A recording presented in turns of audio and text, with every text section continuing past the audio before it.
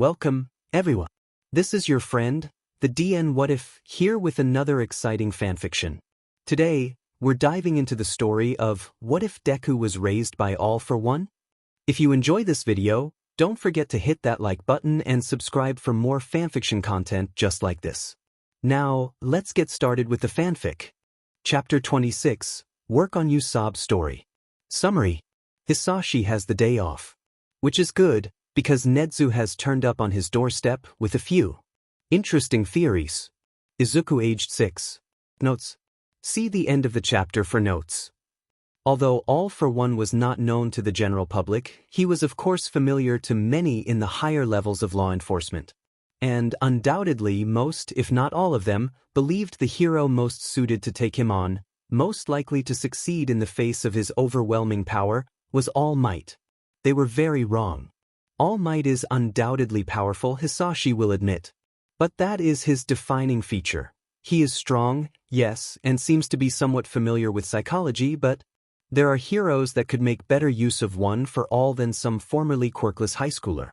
Heroes that, with the right amount of planning, could perhaps end the threat of All for One forever. Heroes like Nezu. Hisashi bites back a curse as the mouse bear thing beams up at him. Good morning.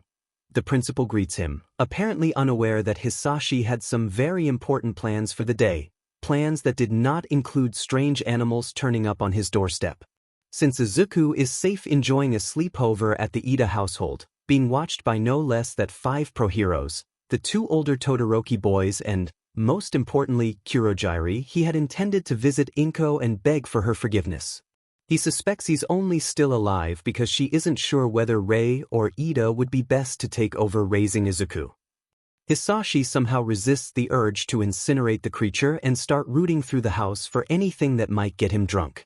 Instead he summons up his best impression of a law-abiding citizen, quirks an eyebrow and asks, "Can I help you?" "Oh, I don't know," the principal shrugs, that infuriating smile still firmly on his snout. "I was thinking perhaps we could help each other. But, well, such matters are best discussed over tea." Because he doesn't want to make a scene, and if Nezu is here, the hero has put in place at least 15 contingency plans, Hisashi lets out a long-suffering sigh and moves aside. He leaves the principal to clamber onto the couch, and instead busies himself preparing a nice pot of tea in the kitchen, and exhibiting considerable restraint by not checking to see whether rat poison would have any effect on the hero. "Thank you." Nezu smiles as he accepts a cup, and Hisashi sits down opposite him. "So what brings you to my humble abode?" he asks. "Oh, I was recently contacted about a rather curious case." Nezu hums. "The police were interested in my opinion on your son's recent misadventure. And well, after reading over the report, I only had more questions. So I thought it would be best to come to the source." "I thought the matter was straightforward." Hisashi raises an eyebrow. "Izuku was kidnapped. The abductors obviously wanted me to withdraw the money from the bank." "Yes, but why? Was no one there when you arrived?" Nezu questions. "Why would they leave their insurance, Izuku, lying around, and why would they not be there when you arrived? Why risk the 2 of you escaping like you did? There is always the possibility that they were distracted by someone, perhaps a hero, but then why would you not see anything? Why would a hero not report an incident? Maybe the kidnappers had a falling out between themselves?" Hisashi points out. "Or perhaps they were in conflict with some other villains, and a confrontation occurred?" "Yes, but still I keep coming back to why there would be no one there when you arrived." Nezu hums and PPS his head to the side. "But then I realized, perhaps it wasn't the kidnappers that wanted you there." "What?" "And then everything makes sense." Nezu chuckles. "Izuku is a young child. He is taken, kidnapped from school, presumably for ransom. Of course he is afraid, and wants to go home, but who would he want more than anything in that moment? Who would be able to make everything better, would make him feel safe? I'd wager, in that moment, Izuku does not want Ingenium, or All Might, or any other hero to come save him. Izuku wanted his father. Are you suggesting Izuku somehow, I don't know, stole a quirk, figured out how to use it, and summoned me from the middle of Tokyo?" Hisashi laughs and shakes his head. Exactly. Nedza beams. Of dash. How on earth would Izuku steal a quirk? Hisashi asks. I mean, do you think he has some sort of secondary quirk? I mean, I suppose it's possible, but… Midoriya, please, Nedzu sighs, and suddenly he looks like he has aged considerably. I know. Know what? I know Izuku has all for one. Phew. He has what? Could we please do away with this charade? The principal asks with a sigh. I know Izuku, and you, have all for one. I know you are fully aware of who all for one is. And I know why you don't want to admit it. Hisashi mentally prepares himself. If he destroys enough of Tokyo, the heroes will be busy with rescue efforts. That will give him time to get to Izuku, and there will be a large death toll, so the Midoriyas will hopefully just become another name on a list of the missing. But all for one is dead. Wait, what? It's all right, Midoriya, Nedzu assures him, as Hisashi stares at him in disbelief. I went over all the files before coming here and I can assure you, all for one is dead. He was killed over a decade ago by a hero named Nana Shimura. Izuku's abduction, as far as we can tell, is completely unrelated. Oh, thank goodness, Hisashi breathes as he feels a great surge of relief wash over him. He still needs to tread carefully to make sure Nedzu has no reason to doubt him, but at least all for one can, at least for now, stay dead. He suspects he knows what Nedzu believes, and, even if he's wrong, it is a good cover story.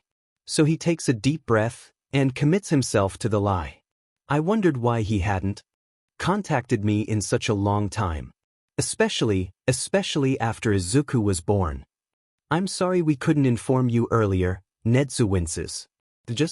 It never occurred to us that all for one might have a family. Please, Hisashi snorts.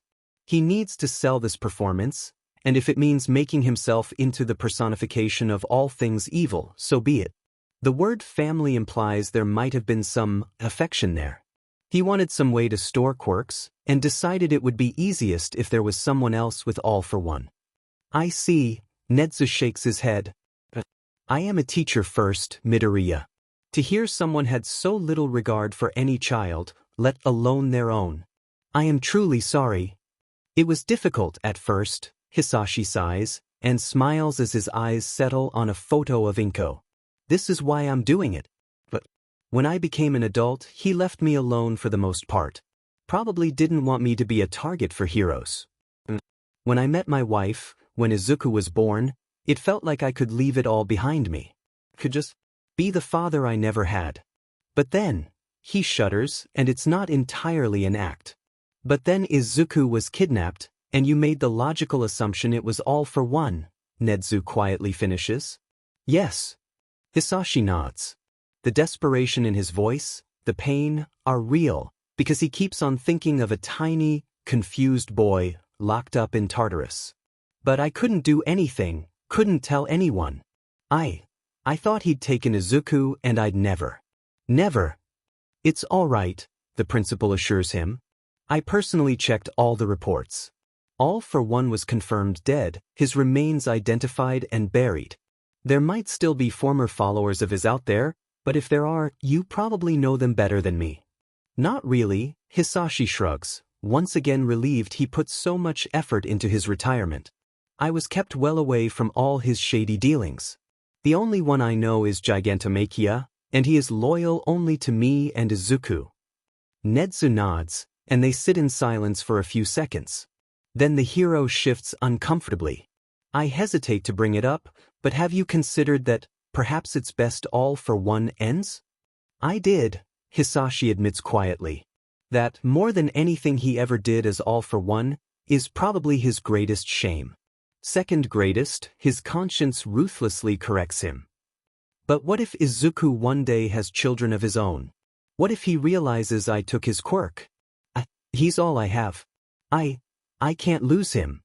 You have a point, Nedzu sighs. But still, I suggest you limit the number of people that know about all for one. I do not think you or your son should be punished for someone else's actions, but not everyone will be so understanding. Of course, Hisashi agrees. So far, you are the only person outside family that knows. There's also Officer Tsukachi, Netsu admits.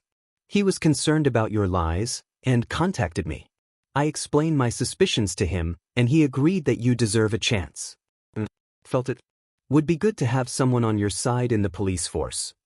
It appears Officer Tsukachi's file is going to go missing for a few hours tonight. I suppose it's for the best, Hisashi sighs. However, I'd like to be informed before you tell anyone else about our family secret. Of course, Netsu nods. Then he smiles. Perhaps, in a few years, Izuku might like to visit UA.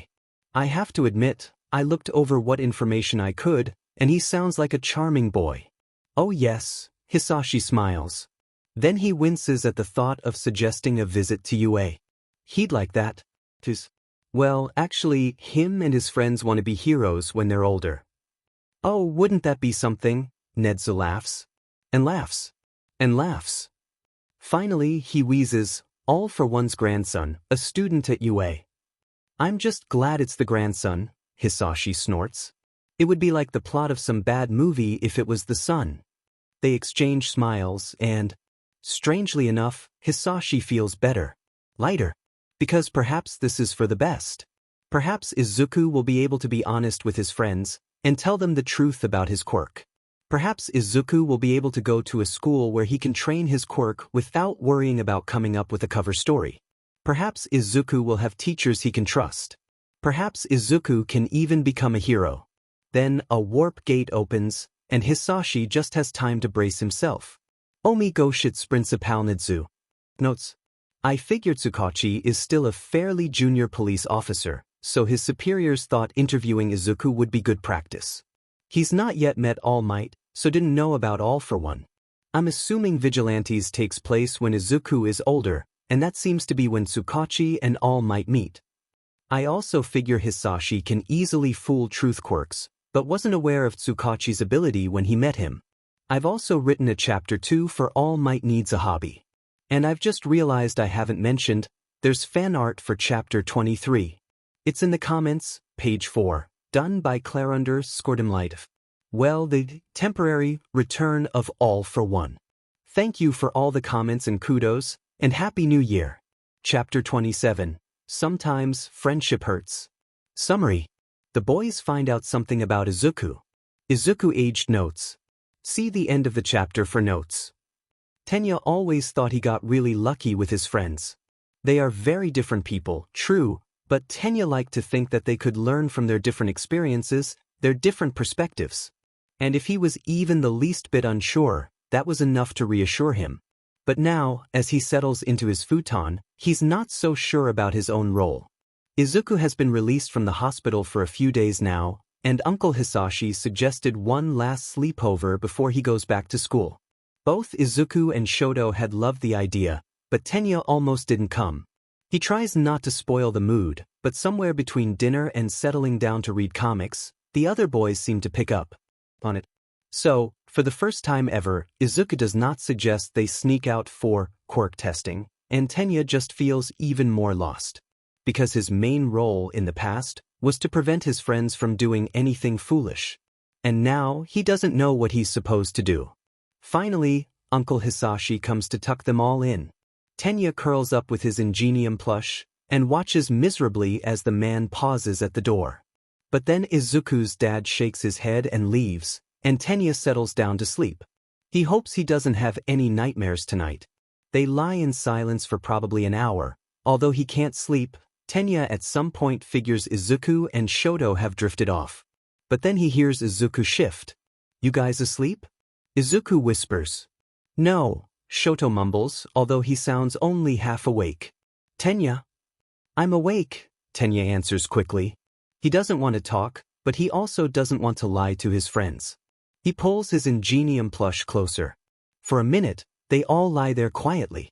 Tenya isn't sure why he feels so scared, but just as he feels like he's about to scream, Izuku speaks again. "What do you guys think my quirk is?" "You can attract small objects, right?" Shoto asks. Tenya frowns, puzzled, and admits, "I always thought it was intelligence-based, like Principal Netsu." Izuku doesn't immediately answer. When he does, his voice is even quieter, and if Tenya didn't know better, he would think his best friend is scared. Don't think I have an intelligence quirk. Attraction is my mum's quirk. They lie in silence for a few minutes.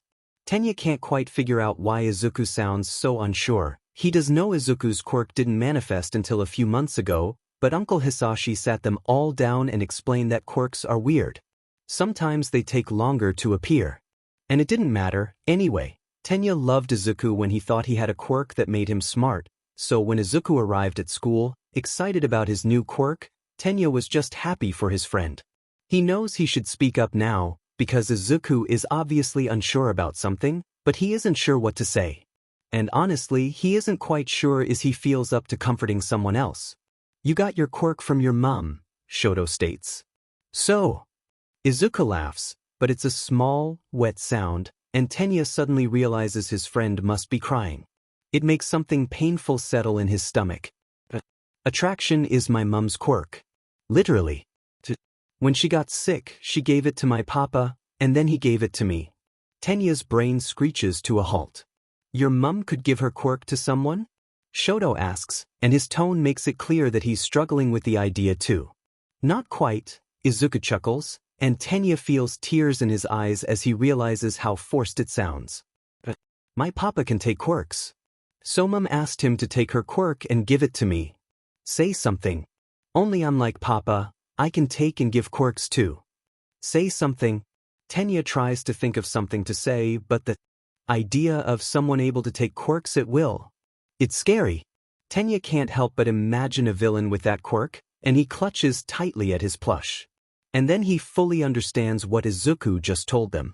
Your mum gave you her quirk? He asks, and somehow the idea makes his fears lessen.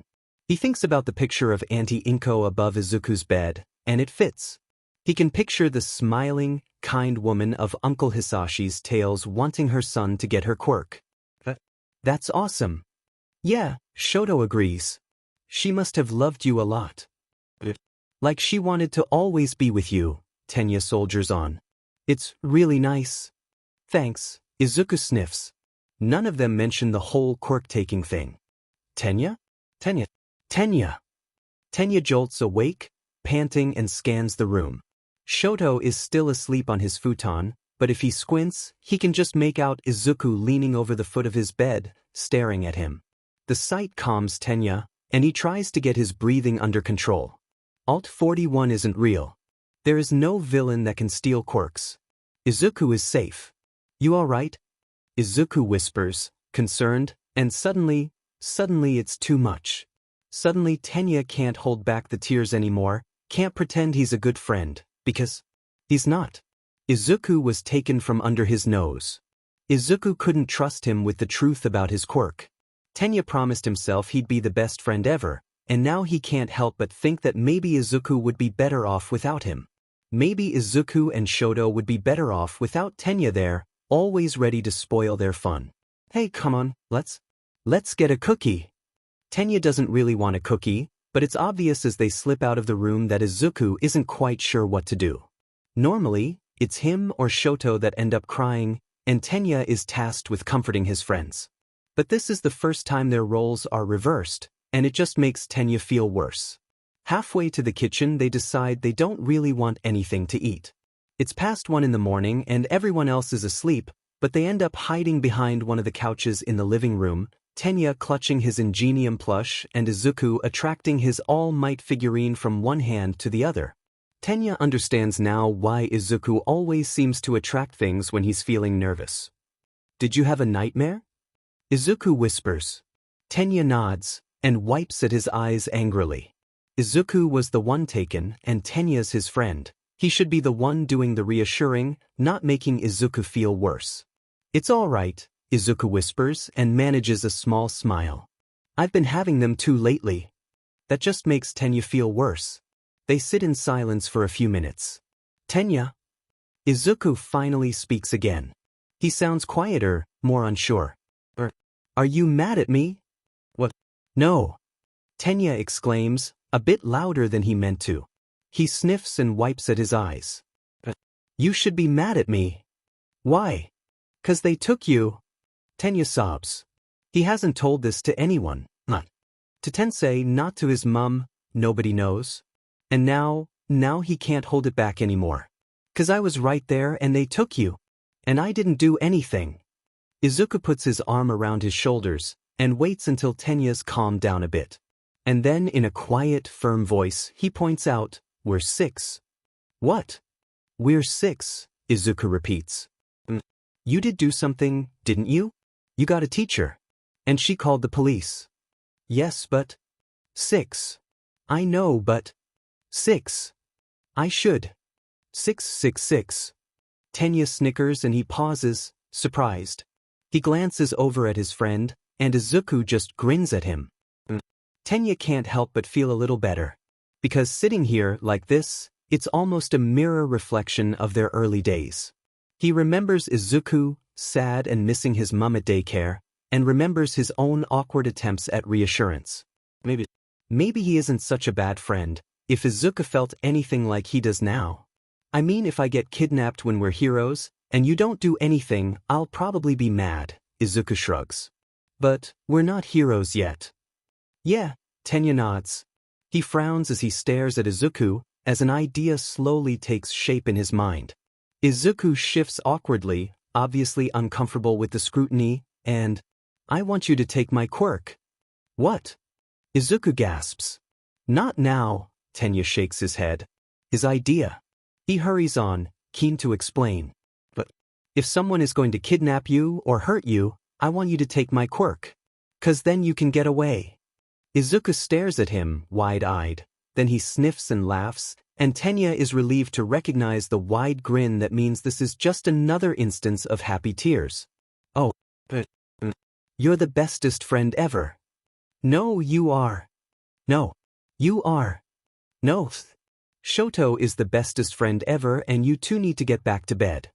The two boys look up slowly, and Izuku's father quirks an eyebrow at them in silent challenge. Tenya smiles as Uncle Hisashi switches off the light. Maybe it's alright if sometimes Izuku comforts him. Maybe he can help Izuku if he's ever taken again. Izuku, he whispers as he rolls over. Normally he tells his friends off for talking after bedtime, since it's important to sleep, but this is important too. Yeah. Izuku whispers back. You know you're my best friend and I love you, right? You're my bestest friend too. Both of you, go to sleep. Notes. This chapter was a pain to write, I won't lie. And I feel kind of terrible for putting poor Tenya through this. Especially since he is such an important part of the trio. Shoto is the quiet, reserved one, Izuku is the one with all the ideas, and Tenya is the one who makes sure they don't all die. I figure Izuku doesn't quite think of attraction as his own quirk. But when he's anxious, he likes to use it because it makes him feel like his mother is there. Like, he can almost feel her fingers brush against his. Thank you for all the comments and kudos. Chapter 28. Be careful who you trust. Summary. The boys go to UA. Has something to tell his friends. And Hisashi is seriously rethinking his decision to let Tensei in on the secret of All for One. Izuku aged notes. See the end of the chapter for notes. Omegoshi's sectoplasm. Hisashi exchanges amused looks with Tensei as Izuku runs over to a very surprised, and perhaps slightly shell-shocked, hero. He isn't sure how he'll remember this day. On the one hand, Izuku has not stopped beaming since he was told they would visit UA, after breakfast, because Hisashi has learnt from his past mistakes and trying to get an overexcited child to go to sleep is not an experience he wants to repeat. On the other hand, he is wondering if perhaps Izuku's hero obsession is getting slightly out of hand. It's certainly exhausting. His ears have been ringing since their arrival, Omegoshitsua, and things did not change when they were welcomed by Nedzu and Oichi. Honestly, Hisashi is almost relieved that he won't be accompanying Izuku and his friends on their tour. Ectoplasm has kindly volunteered to show you boys around, Nedzu informs the three boys. We will meet you in the school cafeteria for lunch. We? Tensei asks, obviously surprised. You're not coming with us, Midoriya? No, we're not going with them, Hisashi corrects him. Papa? Izuku asks, looking back at him, his smile dimming. It'll be fine, Izuku, Hisashi assures his son. I need to talk to Tensei about something, but we'll join you as soon as we're done. You'll be safe here, After all, it's you, and Kurogiri will be with you boys. And if something does happen, what do you do? Summon Papa. Izuku perks up at the thought of his new quirk and the security it provides. Hisashi chuckles as he ruffles his son's hair and then turns to Tensei. Alright, come on Ida. The sooner we get this over with, the sooner we can have lunch. Ida does not look convinced as he watches the boys follow ectoplasm. But, like a consummate professional, he takes a deep breath and treats them all to a, somewhat forced, smile, and then follows them into the teacher's lounge. Hisashi sits down with a sigh. He is not looking forward to this conversation, but it seems neither is Tensei. The young man glances around, obviously uncertain, as Principal Nedzu goes to prepare them a pot of tea, and Recovery Girl makes absolutely certain there is no one outside the room before locking them in. Highly unlikely, considering it's Sunday, but still, it's a level of paranoia Hisashi approves of. Okay, Tensei shifts, obviously uncomfortable, once the two other heroes rejoin them. Am I in trouble? 'Cause I don't know what you think I did, but I'm pretty sure it's Mick's fault. Oh, you're not in any trouble, dear, Recovery Girl assures him. Gummy Bear. What exactly is present Mick's fault? Nedzu. I apologize, Nedzu winces. Of course you're not in trouble, we're here to talk about something unrelated to your time here at UA. Really? Tensei frowns as he glances around again. 'Cause this feels a lot like I'm about to get suspended. Why did you get suspended? Hisashi asks. Midoriya. Hisashi sighs and pours himself a cup of tea, ignoring Tensei's snickering. He doesn't want to do this, but Nedzu had a point when he mentioned they should perhaps let another hero in on their little secret. And Hisashi has no problem with Recovery Girl. Frankly, having a medical professional aware of Izuku's quirk seems like a sensible idea. After all, he really doesn't want to have to come up with appropriate excuses when he's panicking. However, it took him about 2 hours and quite a bit of manipulation, and yes, just a touch of a quirk, to convince Nedzu that no, All Might does not need to know all for one had a son. In the end, he pointed out that Ida 10 is an established and respected hero agency, and what is more, Hisashi and Izuku have a close relationship with the Ida family. It is only a matter of time before Tenya finds out about Izuku's quirk, was only a matter of time, he mentally corrects himself. And, since it is highly likely the boy will tell his family, Hisashi suggested they might as well inform them first. Controlling the narrative is never a bad idea. That does not mean Hisashi is happy. Ida, are you aware of Mr. Midoriya and Izuku's quirks? Nedzu asks, when Hisashi doesn't speak. Oh sure, Tensei shrugs. Izuku's got that. Attract quirk, right? And Midoriya can heal people. Well, technically you're correct, Hisashi sighs. Technically. I do have a healing quirk, Hisashi shrugs, and decides he should probably ease Tensei into this. No need to start with the supervillain thing. I have several. I also have a sleep-inducing quirk, a rather interesting long-sightedness quirk, a few regeneration quirks, a couple speed quirks. Tensei opens his mouth, and closes it, and opens it again. And Izuku... Oh, he just has attraction, Hisashi shrugs. And summon. And I might have slipped him a regeneration quirk. Or 3. Recovery Girl shakes her head at him, but Hisashi is unmoved. At the time, he briefly felt he might be being overprotective, but then he remembered Izuku's best friend has a speed quirk, and decided no, 2 regeneration quirks were not enough. Right? Tensei nods, his voice noticeably higher. Course. Of course. And of course we both have our original quirks. Original quirks? The young hero repeats faintly, and Hisashi wonders for a moment if they've somehow broken ingenium. He hopes not. That would be very awkward to explain to Tenya. Yes, Hisashi nods. Before I explain anything further, I need to tell you that everything we're discussing right now is strictly top secret. The only person outside this room that knows is Officer Tsukachi. I am telling you all this because I trust you. That seems to be the right thing to say. Tensei shakes his head and sits up straighter, determined. Hisashi tries to ignore the sneaking suspicion he might also be. Many years ago, Hisashi starts, and then pauses. It sounds too much like a fairy tale, phrased like that. He shakes his head and starts over. My father was a villain. A powerful villain at that. He was old, too. He was part of the very first generation of quirk users. Several years ago, a hero finally killed him. I understand why, and I approve. There was never any affection between us. Frankly, I am relieved to be free of him. But, well, I was born with the same quirk as him. It seems Izuku has it too. What sort of quirk? We can take quirks, Hisashi shrugs. Not just take them, we can pass quirks to other people as well. While most people cannot handle more than one quirk at a time, we can possess, not just possess, but use as well many quirks at once. And I mean many. Holy fing sheet, Tensei gasps. My father used me as, well, I suppose as a storage container for quirks, Hisashi explains. He is very glad Tsukachi is not present.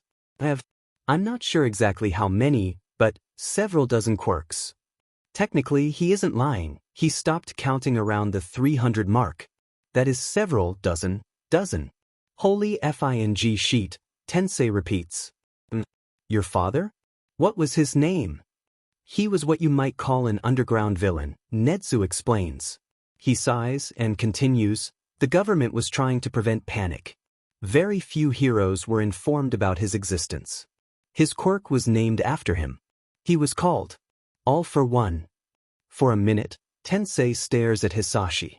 The man shifts, unsure of his reaction, and for the first time starts to worry. The Idas are an upstanding hero family. For them to knowingly associate with the child of a supervillain seems unlikely. Hisashi has a sinking feeling as he imagines having to explain to Izuku that Tenya can't be his friend anymore. And then Tensei sniffs and wipes at his eyes, and Hisashi realizes with no small amount of horror that the hero has tears in his eyes. He sniffs again, and treats Hisashi to a beaming smile, and suddenly Hisashi thinks perhaps they should have told All Might. Thank you, Tensei chokes out. Your trust? It means so much to me. Oh, Lord, please don't let him start talking about feelings. I mean, here you are. You've been through such terrible experiences. Your dad was terrible, and then when you finally found happiness, it's ripped away by the cruel hands of fate. And yet you're still trying to be a good role model to Izuku. Why do heroes feel the need to monologue like this? It cannot be easy, after all. You're genetically predisposed to being absolutely fing terrifying. It must be so hard, battling not only your experiences but also your DNA. But it makes so much sense that villainness is genetic. Hisashi considers Izuku and his adorable smile and opens his mouth to point out being evil is probably not genetic. Then he decides perhaps it's easier to just let Tensei get this out of his system. You must have missed out on so much growing up. Family trips, sleepovers, hanging out with friends. Don't worry though, because you're not alone anymore. You can come meet my friends, come drinking with us, join us for karaoke, have some fun. I'll pass. Oh, come on, Hisashi, don't be such a stick in the mud. What did you just call me? Hisashi. Tensei grins. You know your name. I'd rather you didn't. Why not? Because we are nowhere near close enough for you to use my first name, Hisashi explains, ignoring Tensei's pouting. You just told me your deep, dark secret. I also told it to Principal Netsu, Hisashi points out. He does not go around using my first name. Yes, but we've known each other for years. All right, fine, Uncle Hisashi, Tensei huffs. I am not your uncle. You let Tenya call you that. Tenya is Izuku's best friend. You are not. But I'm Tenya's brother. It would be weird for you to be his uncle and not mine. Yes, but Tenya is cute. You are not. Ryuko says I'm cute. Your girlfriend is not a reliable source. She's a pro-hero. She's blinded by love. Oh, come on, Uncle Hisashi. Izuku is having the best day ever. He can't help but grin as he tucks into his lunch. Ectoplasm showed him, Shoto and Tenya all around UA, and answered all of Izuku's questions. Izuku was initially a bit sad that Papa didn't come with them. But he obviously had to talk to Tensei about something important, probably something grown up. Grown up meaning something Izuku will be told when he is older, like where do babies come from? Or where did you get that quirk, Papa? Are you alright, Shoto? Tenya asks. Izuku glances over at their friend, and realizes with a sinking feeling that Shoto was just picking at his food. In fact, looking back, Shoto was unusually subdued throughout their visit. Shoto is always quiet, not the same way Tenya is, which is polite, well-behaved quiet, but rather slightly unsure quiet. But still, this trip, he was even quieter than usual. And Izuku didn't notice until now, too excited to be at UA. He needs to try and be a bit more like Tenya. Can I tell you guys a secret? The three of them look in tandem over at Kurogyri, who decides to get up and get a refill of his tea. None of them comment on how his mug is still almost full. You can trust us, Shoto, Tenya assures their friend. Yeah, Izuku nods. He reflects on his own secret and smiles. We're a team. Shoto hesitates. He glances around and then closes his eyes and blurts out, my father used to hit us. Izuku feels like he's been punched in the gut. He wondered, in passing, what happened to Shoto's dad, but assumed he died. And Shoto didn't talk about him either because he was sad, or maybe he just didn't remember him. But this? The idea that anyone would hurt Shoto or Auntie Rei is horrifying enough. But for it to be someone who was meant to love them? Left when I was 4, Shoto continues. He shudders. He still scares me. Is that why you dye your hair? Izuku asks. To hide. Shoto nods. Well, you needn't worry. Tenya hastily assures him. Should you ever feel threatened, you need only call and Tensei will come to your rescue. And Kurogyri will warp you somewhere safe. Izuku adds. My father's endeavor, Shoto whispers. Izuku stares at him, stunned. He glances over at Tenya, who looks just as shocked. He knows Endeavor does not have the best reputation, but this? To find out that a highly ranked hero was abusive enough for his family to basically go into hiding? Izuku can feel tears threatening, and not the happy kind. Not the sad kind either, mind you. He wishes it wouldn't be naughty if he asked Makia to go punch Endeavor, because Endeavor. Izuku blurts out. Because he knows he shouldn't swear, but Shoto and Auntie Rei are lovely and kind, and they didn't deserve this. And neither did the rest of Shoto's family, he adds guiltily. Tenya looks over at him and opens his mouth, probably to protest his language. Then he frowns, moves his mouth, and finally nods and adds, yes, I guess foo. Such behavior is appalling. Shoto and Izuku share a smile at their friend's expense. Shoto's is still small and fragile, but Izuku remembers his own fears. In hindsight, they seem completely irrational, because he is so lucky to have such wonderful friends, and it will seem irrational to Shoto too. But until then, they need to reassure him, and make sure he knows they still like him.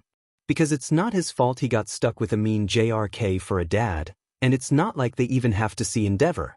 What's your real hair like? Izuku asks, partly to distract him. It has to be something noticeable for Shoto to have to dye it. Actually, it's red and white, Shoto admits. Literally. Half of it is red, half is white. Izuku stares at him for a few seconds. If Shoto has his hair split like that, perhaps his quirk is not simply some form of thermoregulation. In fact, perhaps it's a strange hybrid between his parents? Muttering. Shoto and Tenya chorus. Izuku laughs, not the least bit embarrassed. Then an idea occurs to him, and he leans forward and asks, hey, do you want to do a few experiments? Midoriya, why is there a massive glacier in the middle of Training Ground Beta? I'm so proud. Notes. Hey, Tenya. Nightmare. Yeah. Alt 41 was going to hurt Izuku. Tensei freezes. Then he huffs and shakes his head. Come on, I'll tuck you in. That I'm on a big roll of characters revealing secrets. At least I have Tensei to lighten things up. Seriously, though, I love fics about the early friendship between Mike and Aizawa, where Mike won't stop trying to be Aizawa's friend. I think that's a bit like the relationship between Tensei and Hisashi. And when stain happens, I just picture Hisashi totally set off, only because Izuku's upset. Of course we're not friends. Shoves muffin basket at confused nurse and stomps off. Thank you for all the comments and kudos. Chapter 29, Fire Extinguishers. Fire Extinguishers. Summary. The boys go on holiday together. What could go wrong? Izuku aged 7. Notes. See the end of the chapter for notes. You know, Uncle Hisashi, you really don't have to come with us? You really expect me to leave Izuku in your care when you're going to see your girlfriend? Hisashi levels Tensei with an unimpressed look. He knows he should probably protest the ridiculous name, but, well, there are bigger issues at hand. Kurogyri is coming too. Kurogyri is getting the week off. He has chosen to spend that time with Mandalay and will be on standby in event of an emergency. Tiger will be there. I have never met Tiger. I could ask Mike to come? How is that supposed to make me feel better? Tensei opens his mouth, but Hisashi is mercifully saved from any further idiocy by the ringing of the doorbell. Shoto's here. Izuku cheers as he runs out of the kitchen. He opens the door and sure enough, Shoto hurries in, his hair an interesting shade of purple, his beloved penguin clutched in his arms, closely followed by his eldest brother. Uncle Hisashi. Tuya, polite as ever, immediately stops to bow. Thank you so much for inviting Shoto. It's fine, Hisashi smiles. He has always had a bit of a soft spot for the eldest of the Yukiyama siblings. Perhaps it is because he can relate. It is particularly heartwarming to see he has clearly dyed his hair to match his beloved baby brother, and the teenager has earned this holiday. Ida, this is Tuya Yukiyama, Shoto's brother. Tuya, Tensei Ida, also known as Ingenium. Wonderful to meet you. Tensei grins and shakes Tuya's hand. The teenager still looks uncertain, but then an aversion to heroes is probably to be expected. And however much Hisashi might dislike him, he knows Tensei will probably help the teenager relax during the trip. Tenya. Shoto beams proudly as his friend hurries into the room, carrying a stack of bento boxes. Remember my brother, Tuya? I wish I had a brother, Izuku mutters as he glances over at his two friends. You have a Kurogyri, Hisashi points out helpfully. There's only one of those. Izuku perks up.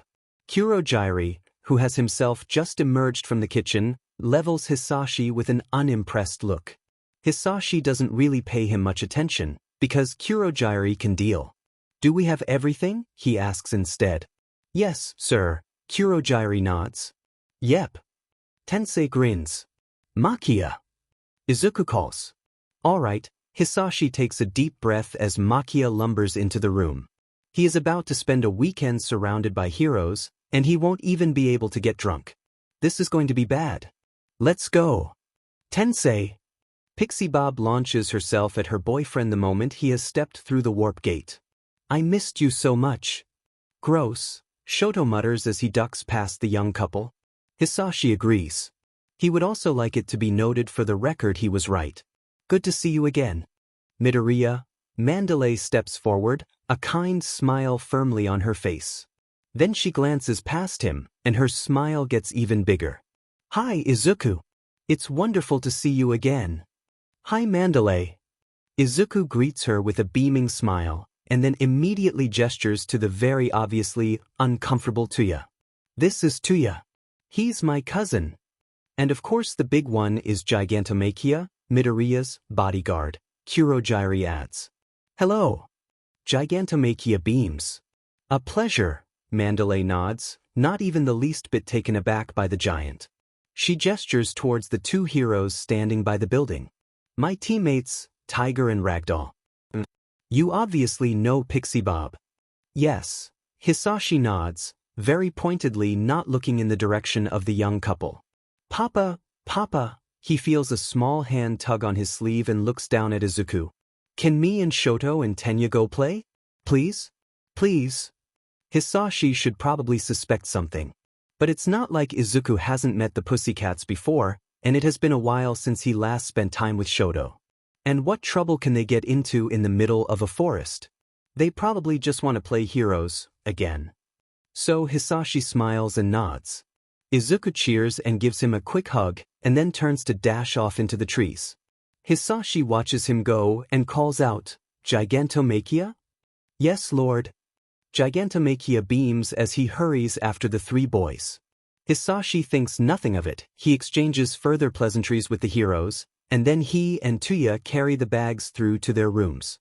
Kurogiri, along with their food, disappears off to the kitchen, Mandalay close behind.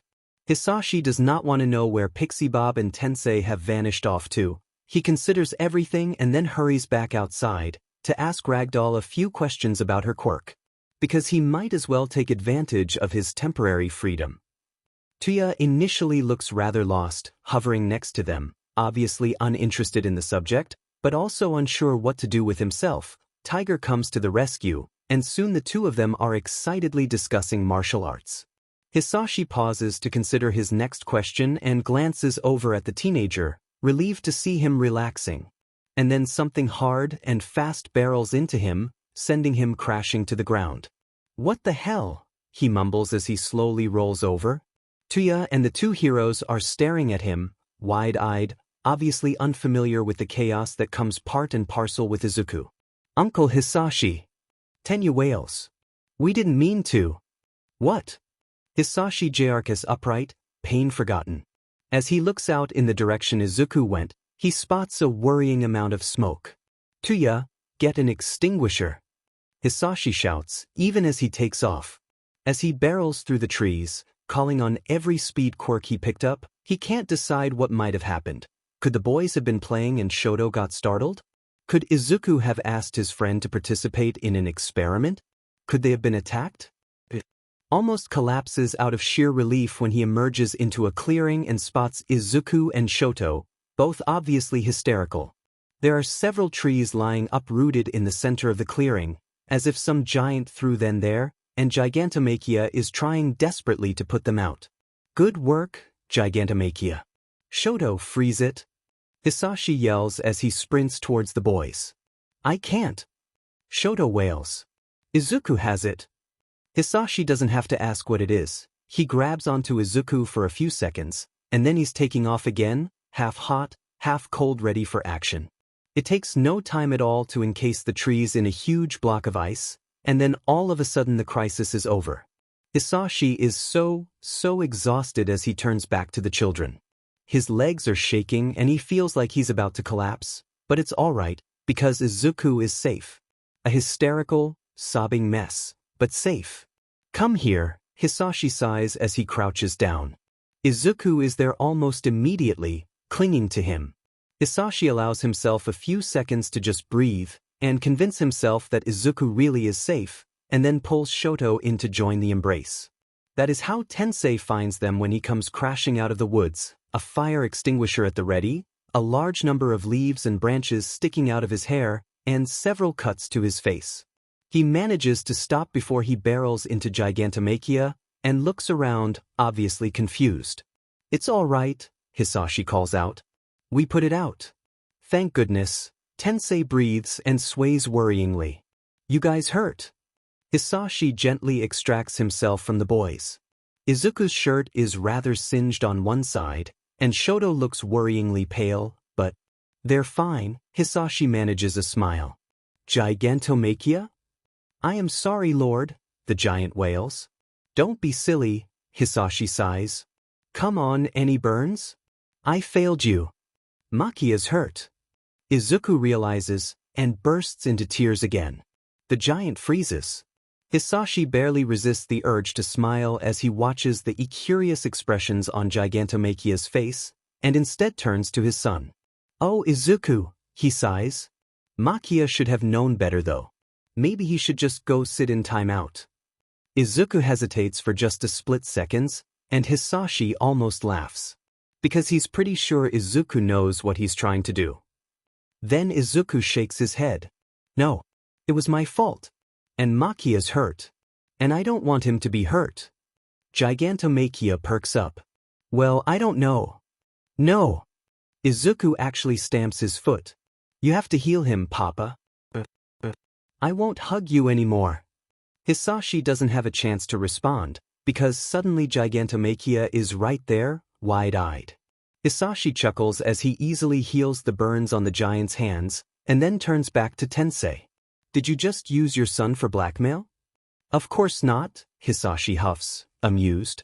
Because it was an important lesson in manipulation, in which Izuku performed admirably, and might even be treated to something small as a reward. Unless he can't. Think of a good excuse for nearly giving Hisashi a heart attack. Their odd little procession sets off back in silence, Tensei in the lead, and Hisashi takes the opportunity to slip half hot, half cold back to Shoto.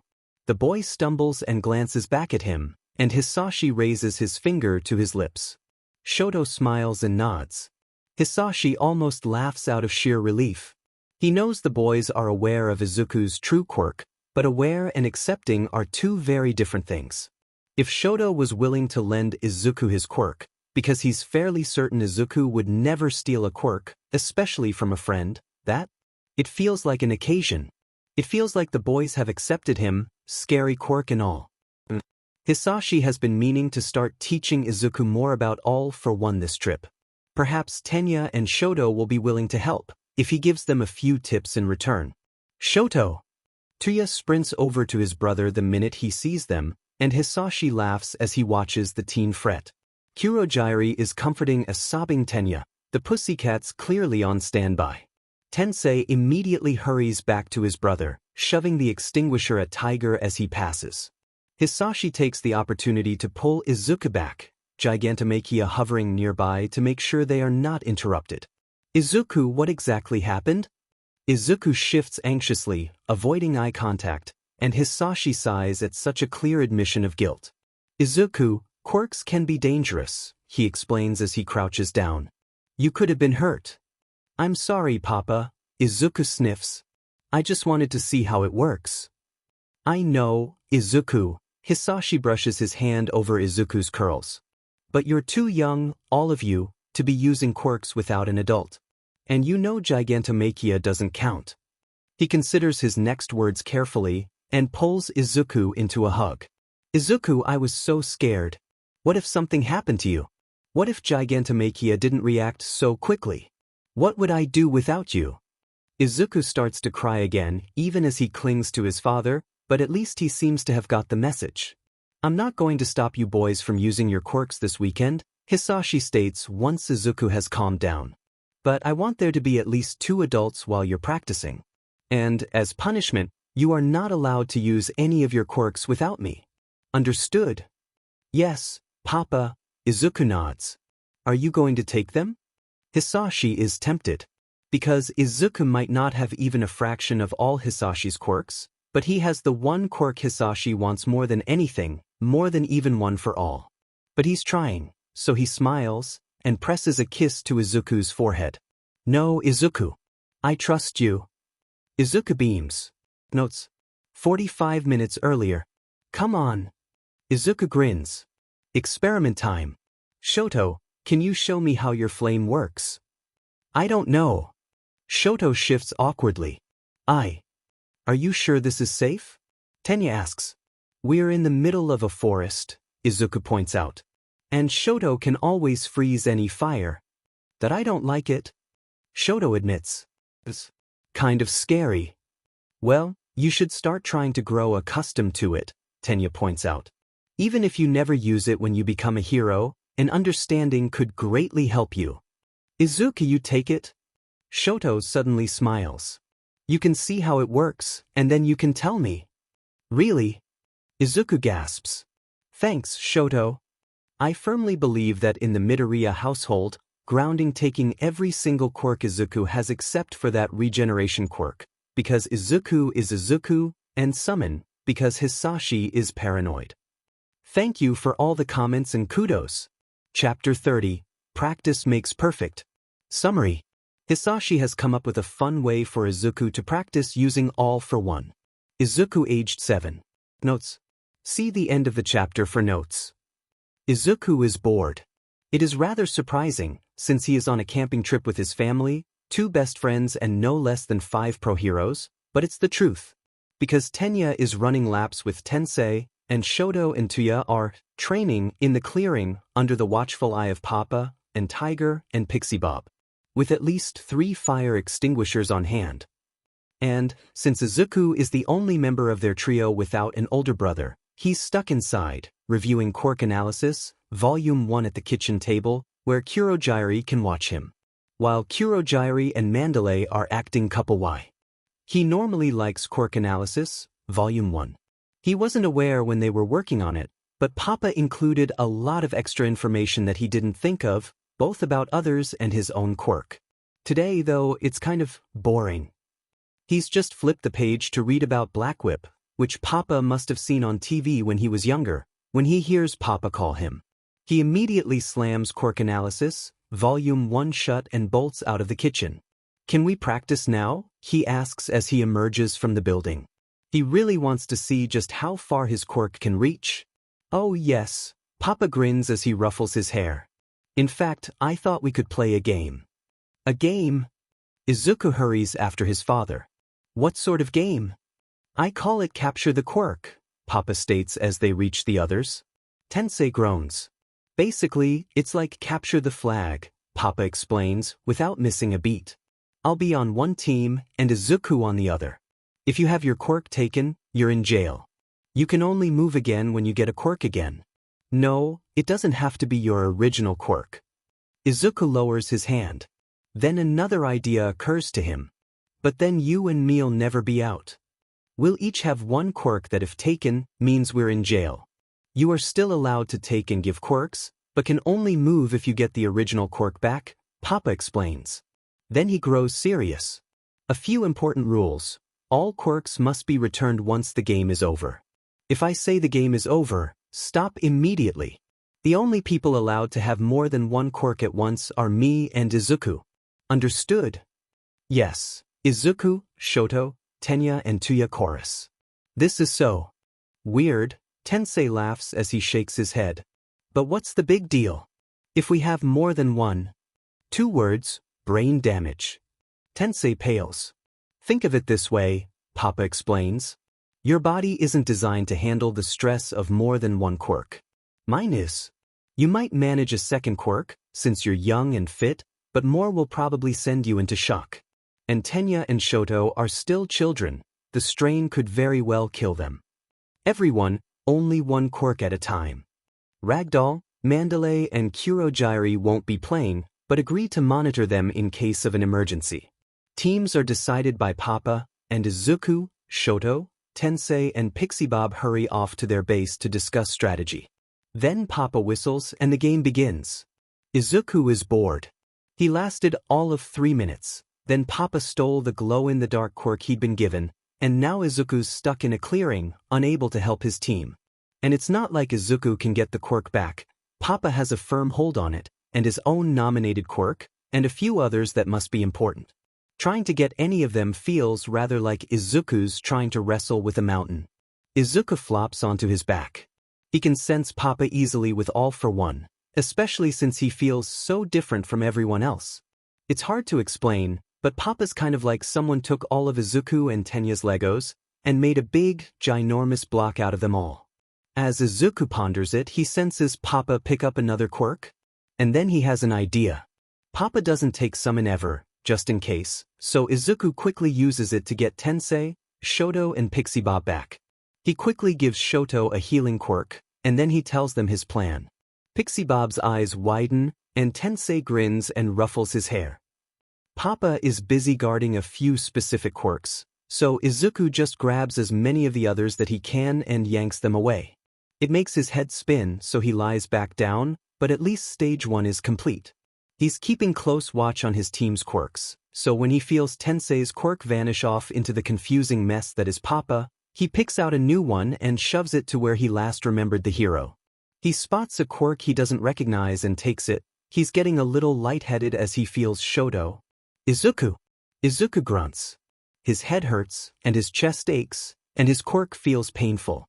He never knew before that quirks could hurt, and makes a mental note to write it down in Quirk Analysis, Volume 1. "Izuku, can you hear me?" "No," Izuku croaks, partly because it's an easier word, and partly because he just knows Papa is worried sick, and he wants to make him feel better. There's a huff of laughter, and Izuku quirks his lips up in a smile. Then his cheeks protest and he winces. All right, careful. Papa helps him sit up, and slowly Izuku opens his eyes. He spots his friends hovering by the doorway, and sends them what he hopes is a reassuring smile. Guess we now know you've got a few limitations. Oh.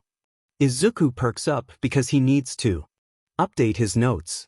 Then he realizes something else. Oh, I can use all for one from a distance.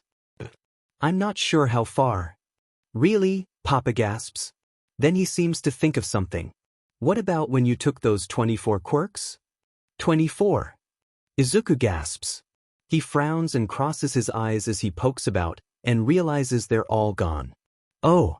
We've got some time before dinner, Papa smiles. Do you think you could tell me about it? Yes. Should we call them? Kurogiri pauses to consider the question as he hands Tuya the plate. Then he shakes his head. No, leave them. I'll warm something up later when they're done. Tuya does not look convinced, but Kurogiri just chuckles and shakes his head. The teenager will soon learn one of the key rules of this family. Never interrupt the Midoriyas when they're excited about quirks. Notes. I love the idea of Izuku and Hisashi excited about All for One. I figure even Hisashi doesn't know everything about it, because he was limited in his tests by other people's abilities. I doubt he knew anyone with 20 quirks, so didn't know he might be able to take several at a time. Although Izuku is slightly different. Since he can take them from further away, I figure he can sense them at a distance. Also, I figure Kurogiri is the most polite, shy boyfriend ever. Mandalay loves teasing him. Yes, he read several women's magazines to figure out how to date her correctly. To celebrate 30 chapters, I've posted The Greatest Breakthrough in Japanese Policing, based on an idea I mentioned back in chapter. Thank you for all the comments and kudos. Chapter 31. Kids Can't Do Romance. Summary. The Yukiyama kids decide to try their hand at matchmaking. Izuku aged 7. Notes. See the end of the chapter for notes. Shoto has a lot of people to love. He loves his mother, of course. She's strong and beautiful, and there's no sight better than her smile. Because somehow, even though with each passing month it gets harder to remember, he knows it's a different smile than before. And when he lies in bed at night, he likes to imagine her smile when he becomes a pro and buys her a big, fancy house. With a huge garden. He hopes when he does, she'll never stop smiling. He loves Fuyumi, because even if she's a girl, and doesn't play with him much, she always helps him with his homework. And every few weeks, she'll arrive home with a box of hair dye, and they'll spend the evening applying it to Shoto's hair. And mother might shake her head in disapproval, but they can see the smile on her lips. Loving Natsuo is awkward. It's not hard, because they're family, and although it's difficult for Shoto to describe, there's a bond there of having been through things together, things they may never speak of, but are always present. Sometimes, Shoto will catch Natsuo with a look in his eye that he can't identify. Natsuo never acknowledges him on those days, and Mama is always sad then. Tuya is easy to love. Tuya is so full of life, trying to make people laugh, always willing to play with Shoto. Friday is Shoto's favorite day, because as soon as Tuya gets home from school, they hunker down in front of the television and watch the weekly hero review. And then the heroes forum, and sometimes new and noteworthy, and, well, Shoto tends to be asleep by then, and they both wake up on Saturday morning, tucked in on the couch. Shoto would probably be jealous of Izuku, except that it's impossible when the other boy is always so willing to include him. Whenever he realizes Shoto hasn't done something, Izuku doesn't tease him. Instead, he immediately starts planning it, whether it be getting ice cream or going to a summer festival. Loving Eninko is strange, because Shoto's never met her, and yet she's so present in their lives. Whenever he's feeling alone and unsure, he reminds himself that she's probably right there, trying to give him a hug. Because he knows she isn't technically his aunt, but Uncle Hisashi is always quite clear she would love all of them. And then there is Uncle Hisashi. He's scary, like Father, because he saved them from Father, and he must be crazy powerful, but he's also not like Father. He seems so grumpy, but he never seems to get angry at Izuku. In fact, even when something is obviously bothering him, or he's busy, he still makes time for Izuku, is still willing to watch Shoto on super short notice. And sometimes when Izuku and Tenya are running on ahead, Shoto will slow down and look over his shoulder at where Mama and Uncle Hisashi are watching them. And in those moments, he'll imagine Uncle Hisashi isn't his uncle. Right? Fuyumi claps her hands, obviously trying to call her brothers to order. Shoto doesn't think it very effective. Natsuo is busy picking his nose, and Tuya, their designated babysitter for the evening, is engrossed in the video game he confiscated from Shoto, who promised to give it back to Izuku next week. Fuyumi sighs and slaps Natsuo on the back of the head. "Family meeting," she barks. "Pay attention. It can't be a family meeting without Mum," Tuya points out as he finally shuts the game off. "Well, we need to talk about Mum, so she can't be here." "Is something wrong with Mum?" Shoto asks, scared, and his siblings freeze as he sniffles. "Course not." Tuya quickly reassures him with a grin. "Fuyumi's just being dramatic." "I am not." Fuyumi huffs. Then, however, she looks over at Shoto and her gaze softens. "Mum's fine, Shochan. I promise." "Then why did you call us?" Natsuo speaks up. Fuyumi draws herself up to her full height, which would be more impressive if she were not a good 6 inches shorter than Tuya. "Because we need to set Mum up with Uncle Hisashi." "What?" Natsuo exclaims. "Why?" "'Cause he's great. We like him, Mum likes him, and if the BZ ever finds us, he can have Kurogyri warp us to America." "That's not how his quirk works," Shoto feels the need to inform her.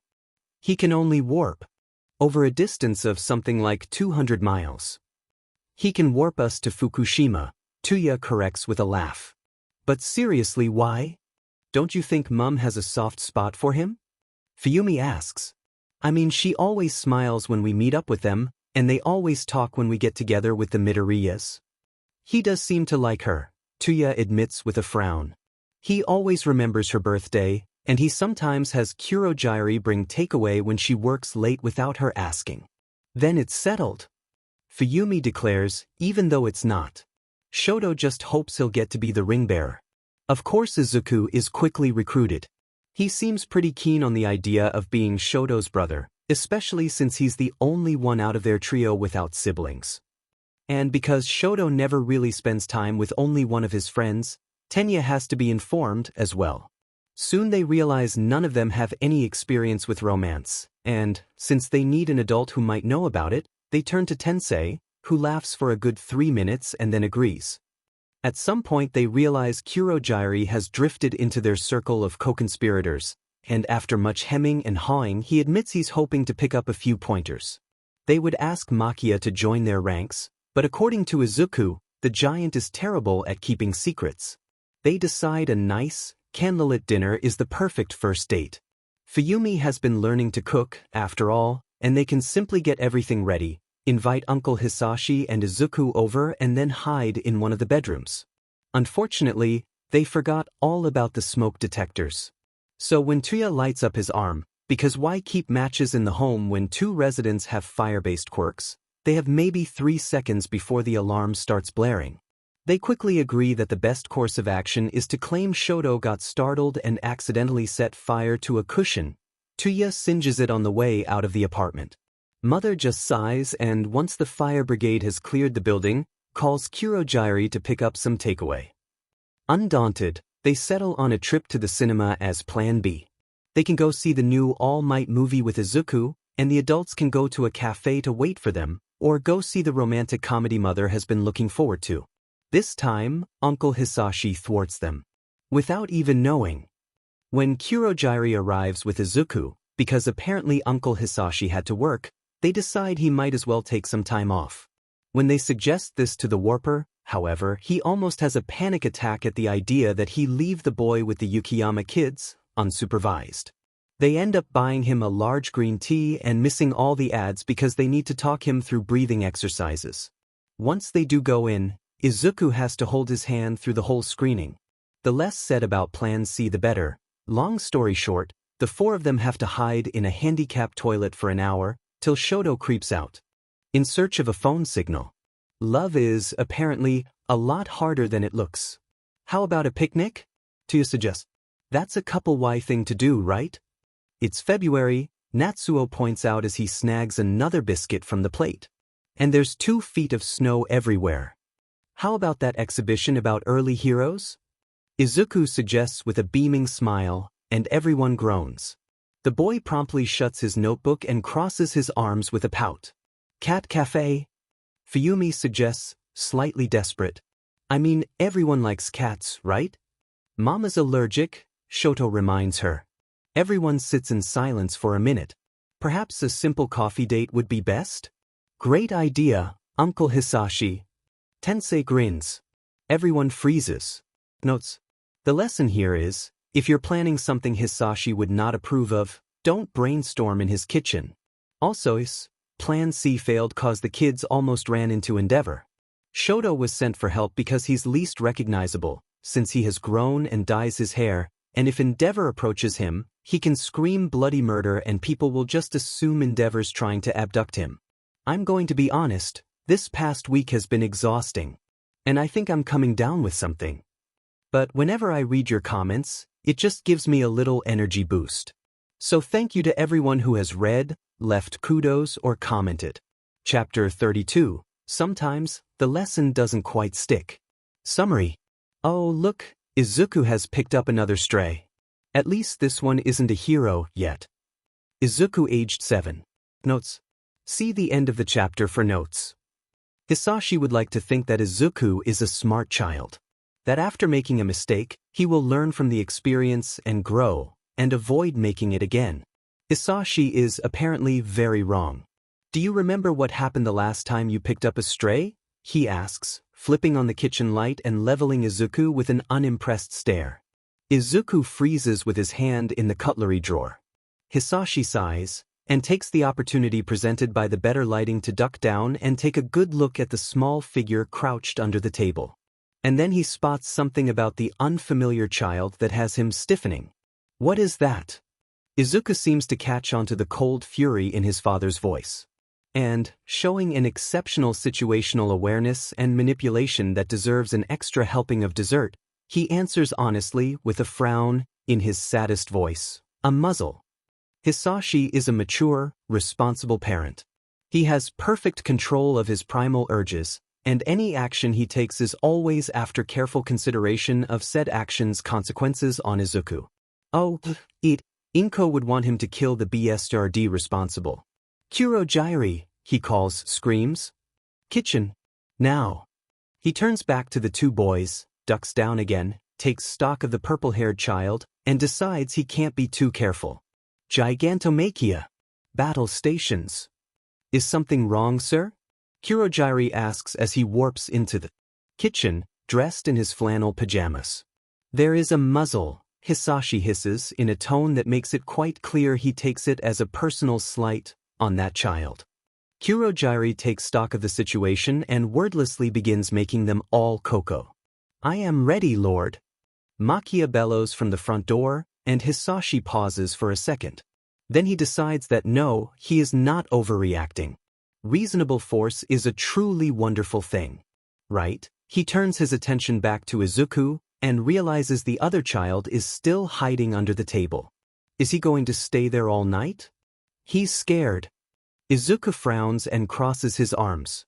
Hisashi barely suppresses a sigh, because this one is not going anywhere anytime soon.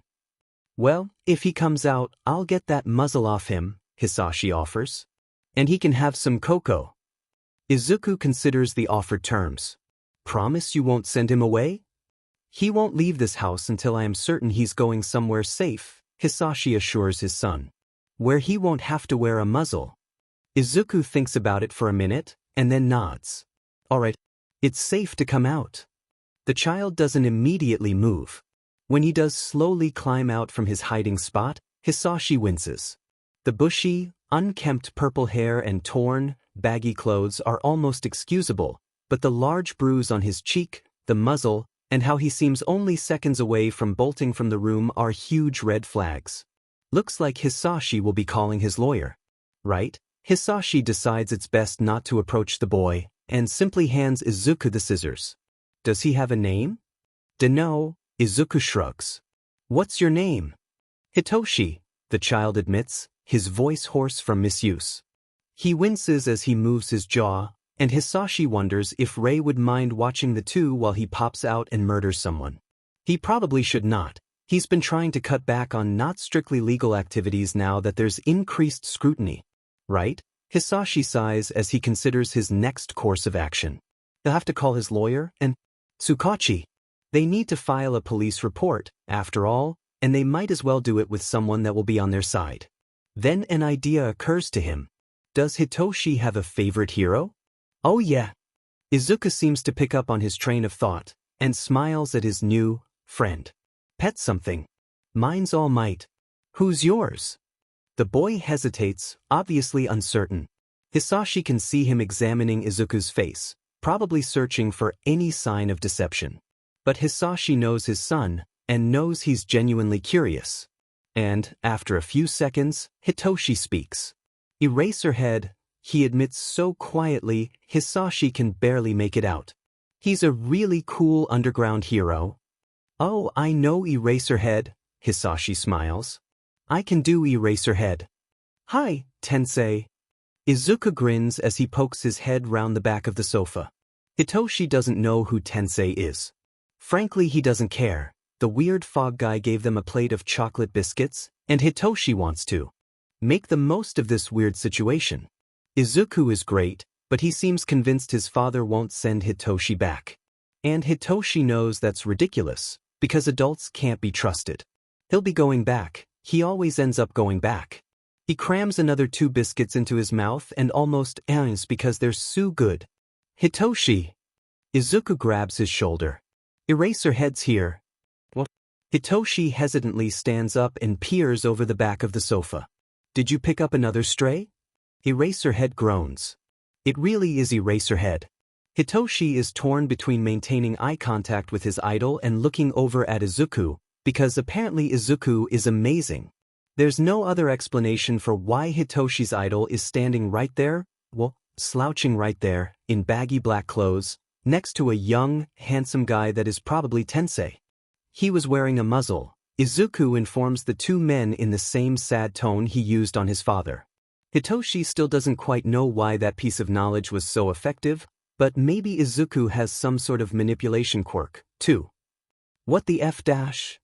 Eraserhead exclaims, and probably Tensei looks equally horrified. Don't swear. Izuku's dad calls out from the kitchen. Sorry, Uncle Hisashi. Probably Tensei shouts back. I am not your uncle. Hitoshi's frown deepens, because he just can't understand why everyone seems so upset about the muzzle. He's worn it.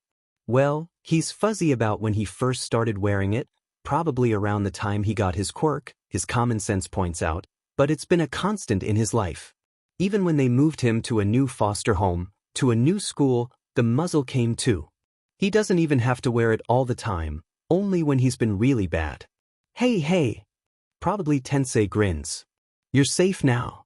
No one will hurt you with us here. We are heroes after all. Tensei's a hero. He's called Ingenium. Izuku informs Hitoshi. Then he turns back to the 2 men. Eraserhead's Hitoshi's favorite hero. Awesome. Definitely, Tensei laughs. I was wondering why Uncle Hisashi wanted me to get him. I'm not the... Eraserhead doesn't seem to really be paying attention to his friend, because he's staring at Hitoshi with a frown. It's kind of unnerving, and Hitoshi is about to duck back behind the sofa when the hero groans and rubs at his eyes. Sheet, he curses. He looks up again at Hitoshi, but suddenly he looks exhausted. Like the weight of the world is weighing him down. You're that kid from before. Hey, what kid from before? Tensei asks, looking between the 2 of them. You know him, Eraser? I ran into him a few days ago, Eraserhead admits. Some kids were beating him up. I just walked him home and left him. It's all right. Hitoshi tries to comfort his favorite hero. He doesn't like this new, vulnerable Eraserhead, and it's not like he didn't deserve the muzzle. I deserved it. I shouldn't have used my quirk. even if it was only because one of the other boys had stolen his pencil case and he just wanted to get it back. Illegal quirk usage was bad, and something villains do, and Hitoshi should have just stayed quiet. He didn't even like his pencil case, but he needed it for class. What's your quirk? Izuku asks. Hitoshi glances over at the other boy. He likes Izuku. Izuku is nice and smart and helped him. But he also knows that when he tells him, Izuku won't smile at him anymore. Izuku will be scared and want him to go away, and he'll know why Hitoshi has to wear a muzzle. But Hitoshi also doesn't want to lie to Izuku. He glances down at the sofa because he doesn't want to see the rejection. Doesn't want to see the fear and disgust on Izuku's face. Doesn't want to see the first blow. It's called brainwashing, he mumbles. If I say something and someone says something back, I can control them. There's a moment of silence, and Hitoshi squeezes his eyes shut as he waits for the inevitable horror. Oh my gosh, that's so cool. How long does it last? How many people can you control at once? How far can it reach? You can make them do things, right? What can you make them do? You should be a hero. You could make villains just walk to jail. Wait here, I'll get my notebook. Izuku dashes out from their hiding spot. Papa, papa, papa. Hitoshi has such an awesome quirk. Izuku likes quirks. Tensei laughs as Hitoshi's jaw drops. He stares after the other boy in amazement. But seriously, he has a point. A quirk like that could be really useful. Hitoshi glances up at the man, but he looks serious. Honest. He's right, kid. Eraserhead nods from where he's collapsed onto the sofa. Could do a lot of good with that quirk of yours. I want to be a hero, Hitoshi blurts out. He feels like he's about to start crying and rubs at his eyes angrily. Because every time he's told people that, they laughed and shook their heads. Me too. Izuku runs back into the room, a wide grin on his face. We can be heroes together. Oh, my friends want to be heroes too. We could all work for the same agency. Hitoshi can't hold back the sob that bursts free. But he also can't stop smiling. Notes. And that is the story of how Izuku acquired his very first minion. Don't worry about Hitoshi. Social services realized they screwed up early the next morning when 5 of the top lawyers in Japan arrived, guns blazing and hungry for blood. Hitoshi also mysteriously acquired a trust with more than enough money in it to fund his education and therapy sessions. This was another chapter one just couldn't get right for the longest time. Sick me is even more critical than normal me. Hopefully it was worth it. Also, for those who love Kurogyri Mandalay, I just posted how Kurogyri acquired a fan club. Thank you for all the comments and kudos. Chapter 33. Parenting is never easy. Summary. Hitoshi has his first real argument with his new father. Izuku aged 8. Notes. See the end of the chapter for notes. I want Izuku to come. Eraserhead sighs and rubs at his forehead. He's still in his costume, since he only got in from patrol only about a half hour ago, and is probably tired, but Hitoshi doesn't care. He's made up his mind, and hero or not, this is one fight Eraser is not going to win. Don't you have any other friends? I guess. Hitoshi frowns as he thinks about it. Technically he does, although. Great. Eraserhead manages a rather unconvincing smile. How about we invite them instead? But Izuku'll be hurt if I only invite Shoto and Tenya, Hitoshi points out. And although he feels guilty even thinking it, Izuku is way better than Shoto and Tenya. Izuku is and always will be the best. Eraserhead groans. Then he scowls and looks over at present Mike, who is watching them with a large grin, a mug of tea at his elbow, munching on Pocky. Do you think you could help me here? Oh no. Mike responds cheerfully, despite having literally rolled out of bed only 10 minutes earlier. I've been dealing with you for 7 years. Now it's your turn. What's that supposed to mean? He's like your tiny clone. Mike laughs, delighted as he gestures with his Pocky. He even has your scowl. Remind me again, why do I put up with you? I'm free childcare. If you need someone to watch me, Izuku's dad could do it. Hitoshi sees an opportunity. Or Kurogyri. Or the Idas. Or even Mrs. Yukiyama. They're way more responsible than Mike. Hey!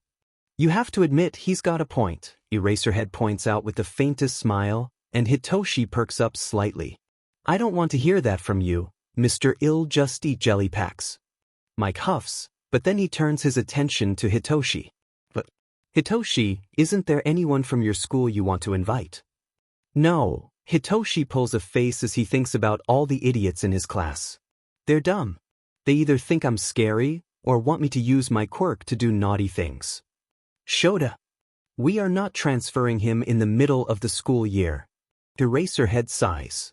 Look, Hitoshi, I know you like Izuku, but he has an unfortunate habit of attracting situations. Exactly. Hitoshi nods. He needs me to protect him. Oh dear God. Eraser hides his face in his hands. Besides, I was one of his situations. If not for Izuku, I'd still be in foster care. He has a point. No, Eraserhead shakes his head firmly. Izuku is not coming, and that is final. But he saved me. Hitoshi protests. He wipes at his eyes angrily. He has to come. No. It's not fair. He can't help that he wants to help people. Hitoshi. He saved me. And you didn't. Hitoshi. Eraserhead slams his hands down on the table. That's enough. Hitoshi doesn't listen. He lets out an angry scream and bolts from the kitchen. He runs to his room and slams the door behind himself. Then he opens it again and screams in the direction he came, I hate you. Then he slams the door again and throws himself onto his bed. He almost curls up with Minizoa. Then he remembers he hates Eraserhead and throws it at the door with an angry yell. Then he feels guilty and fetches it, because it isn't Minizawa's fault Eraserhead's a G. He curls back up on his bed and listens as his adopted father shuffles out of the kitchen. The man pauses outside Hitoshi's bedroom for a few seconds, then he shuffles on. Hitoshi can just make out the sound of the master bedroom door closing. He sniffs and rolls over to grab his scrapbook from under the bed. Present Mike had given it to him to celebrate his adoption, and now Hitoshi flips through it. He ignores the photos from his first Christmas, of him posing in his Halloween costume next to Eraserhead. The man won't admit it, but Hitoshi knows that he keeps a copy of that photo in his wallet, and when he finally settles on a page, he sniffs and wipes at his eyes. Hey, little listener, Present Mike knocks and lets himself in. He sighs when he sees Hitoshi, and joins him on the bed. Hitoshi. I want Izuku to come, Hitoshi repeats as he stares down at the page. Izuku's beaming face smiles back at him, and he wipes at his eyes angrily. It's not his fault he gets into situations. I know, Hitoshi, the voice hero sighs and puts an arm around him. Izuku is a lovely boy. And we know if not for him, you'd never have become part of our family. It's just, I think Shota worries. But why? Hitoshi asks. He's your dad, Mike chuckles. It's in the job description. He likes Izuku. He's just scared you'll get into trouble and he won't be able to help. But there are other people that could help. Hitoshi points out. Kurojiiri. Or Mr. Midoriya. Or Makia. Yes, but, Mike hesitates and then sighs. Hitoshi, if something happened to Izuku, and he was in hospital, would you want to visit him? Yes. But he'd have his dad there. And Kurojiiri, and Makia, and probably Shoto and Tenya. They'd be able to comfort him. Yes, but, Hitoshi frowns as he puzzles it out. Then he sighs and pulls Minizoa close. This is a dad thing, isn't it? Absolutely. You know you're pretty smart? Yes, I do. Hitoshi does his best to be happy about his birthday. Even if his friends aren't there, it's still better than all his previous birthdays put together. Eraserhead took the whole day off after all, and Hitoshi put on his eraser costume, and they went to the cinema.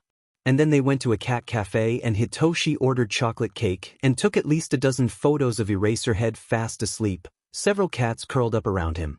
Present Mike will probably love them, and Hitoshi figures it can't hurt to be owed a favor. But by the time they head home, Hitoshi is feeling rather tired. And perhaps just a tiny bit lonely. He tries to remind himself that Present Mike should be home already, And there'll be presents, because even if Eraser said not to, Present Mike almost certainly went on a shopping spree. There'll probably be more cake too, with candles, and for just it. Second, Hitoshi's spirits lift, because he's never gotten to blow out candles before. Then he remembers there won't be anyone his own age to cheer when they go out, and his shoulders slump. Eraserhead glances back at him as he unlocks the apartment door, and Hitoshi tries to smile. There's something weird about his adoptive father as he stands there, but Hitoshi can't figure out what. And then the man opens the door and gestures for Hitoshi to go in first. Hitoshi frowns, but does so, and almost bumps into the coat rack, because for some reason all the lights are off. He frowns and starts looking for the light, and surprise! Hitoshi almost screams when the lights go back on. He spins round and stares at Izuku, Tenya and Shoto, all grinning at him, wearing party hats. Behind them, Mike is beaming, camera in hand. Happy birthday, Hitoshi! Izuku cheers. Best wishes. Felicitations. What does that mean? Shoto asks as the two boys turn to stare at Tenya. Hitoshi doesn't care what the word means. He can't seem to tear his eyes away from the three boys until Eraserhead gently nudges him forward. I thought Izuku couldn't come. Everyone freezes. Hitoshi turns to stare at Eraserhead because he doesn't understand. He doesn't. I changed my mind. Eraser sighs and wipes a hand across his face. Everyone here can agree Izuku seems to attract situations, right? Everyone nods, even a rather flushed Izuku. I don't want you to get hurt, Hitoshi, not if I can help it, Eraserhead sighs again. Something warm settles in Hitoshi's stomach, because the reality that he has adults that worry about him is still a wonderful novelty. But, well, if it means so much to you, you boys can still see each other. But there are conditions. When you boys meet, I need to know beforehand what you'll be doing and where. And there has to be an adult present. And if, God forbid, there are any situations and there isn't an adult there, or said adult is unconscious, Izuku is to summon someone immediately. Preferably me. Is that clear? Yes, Mr. Eraserhead, sir, Izuku agrees. Hitoshi can't help but laugh as he nods. Now, come on, Eraserhead manages a small smile. Kurogyri made you a cake. And then Hitoshi surprises both himself and the man by throwing his arms around him and saying, Thanks, Dad. Notes. And that is the story of the first time Hitoshi called Aizawa Dad. Minizawa is, as you can probably guess, a plush of Eraserhead. With cat ears. Thank you, Present Mike. Apologies for not updating as usual, but I was a bit behind. I will update as usual on Sunday. Thank you for all the comments and kudos. Chapter 34. Gigantomachia never counts as adult supervision. Summary. Izuku has heard about some weird events in Naruhata and wants to check it out. Izuku age 10. Notes. See the end of the chapter for notes. I think we should go to Naruhata. Shoto isn't entirely sure why he feels a shiver of dread at such a simple suggestion.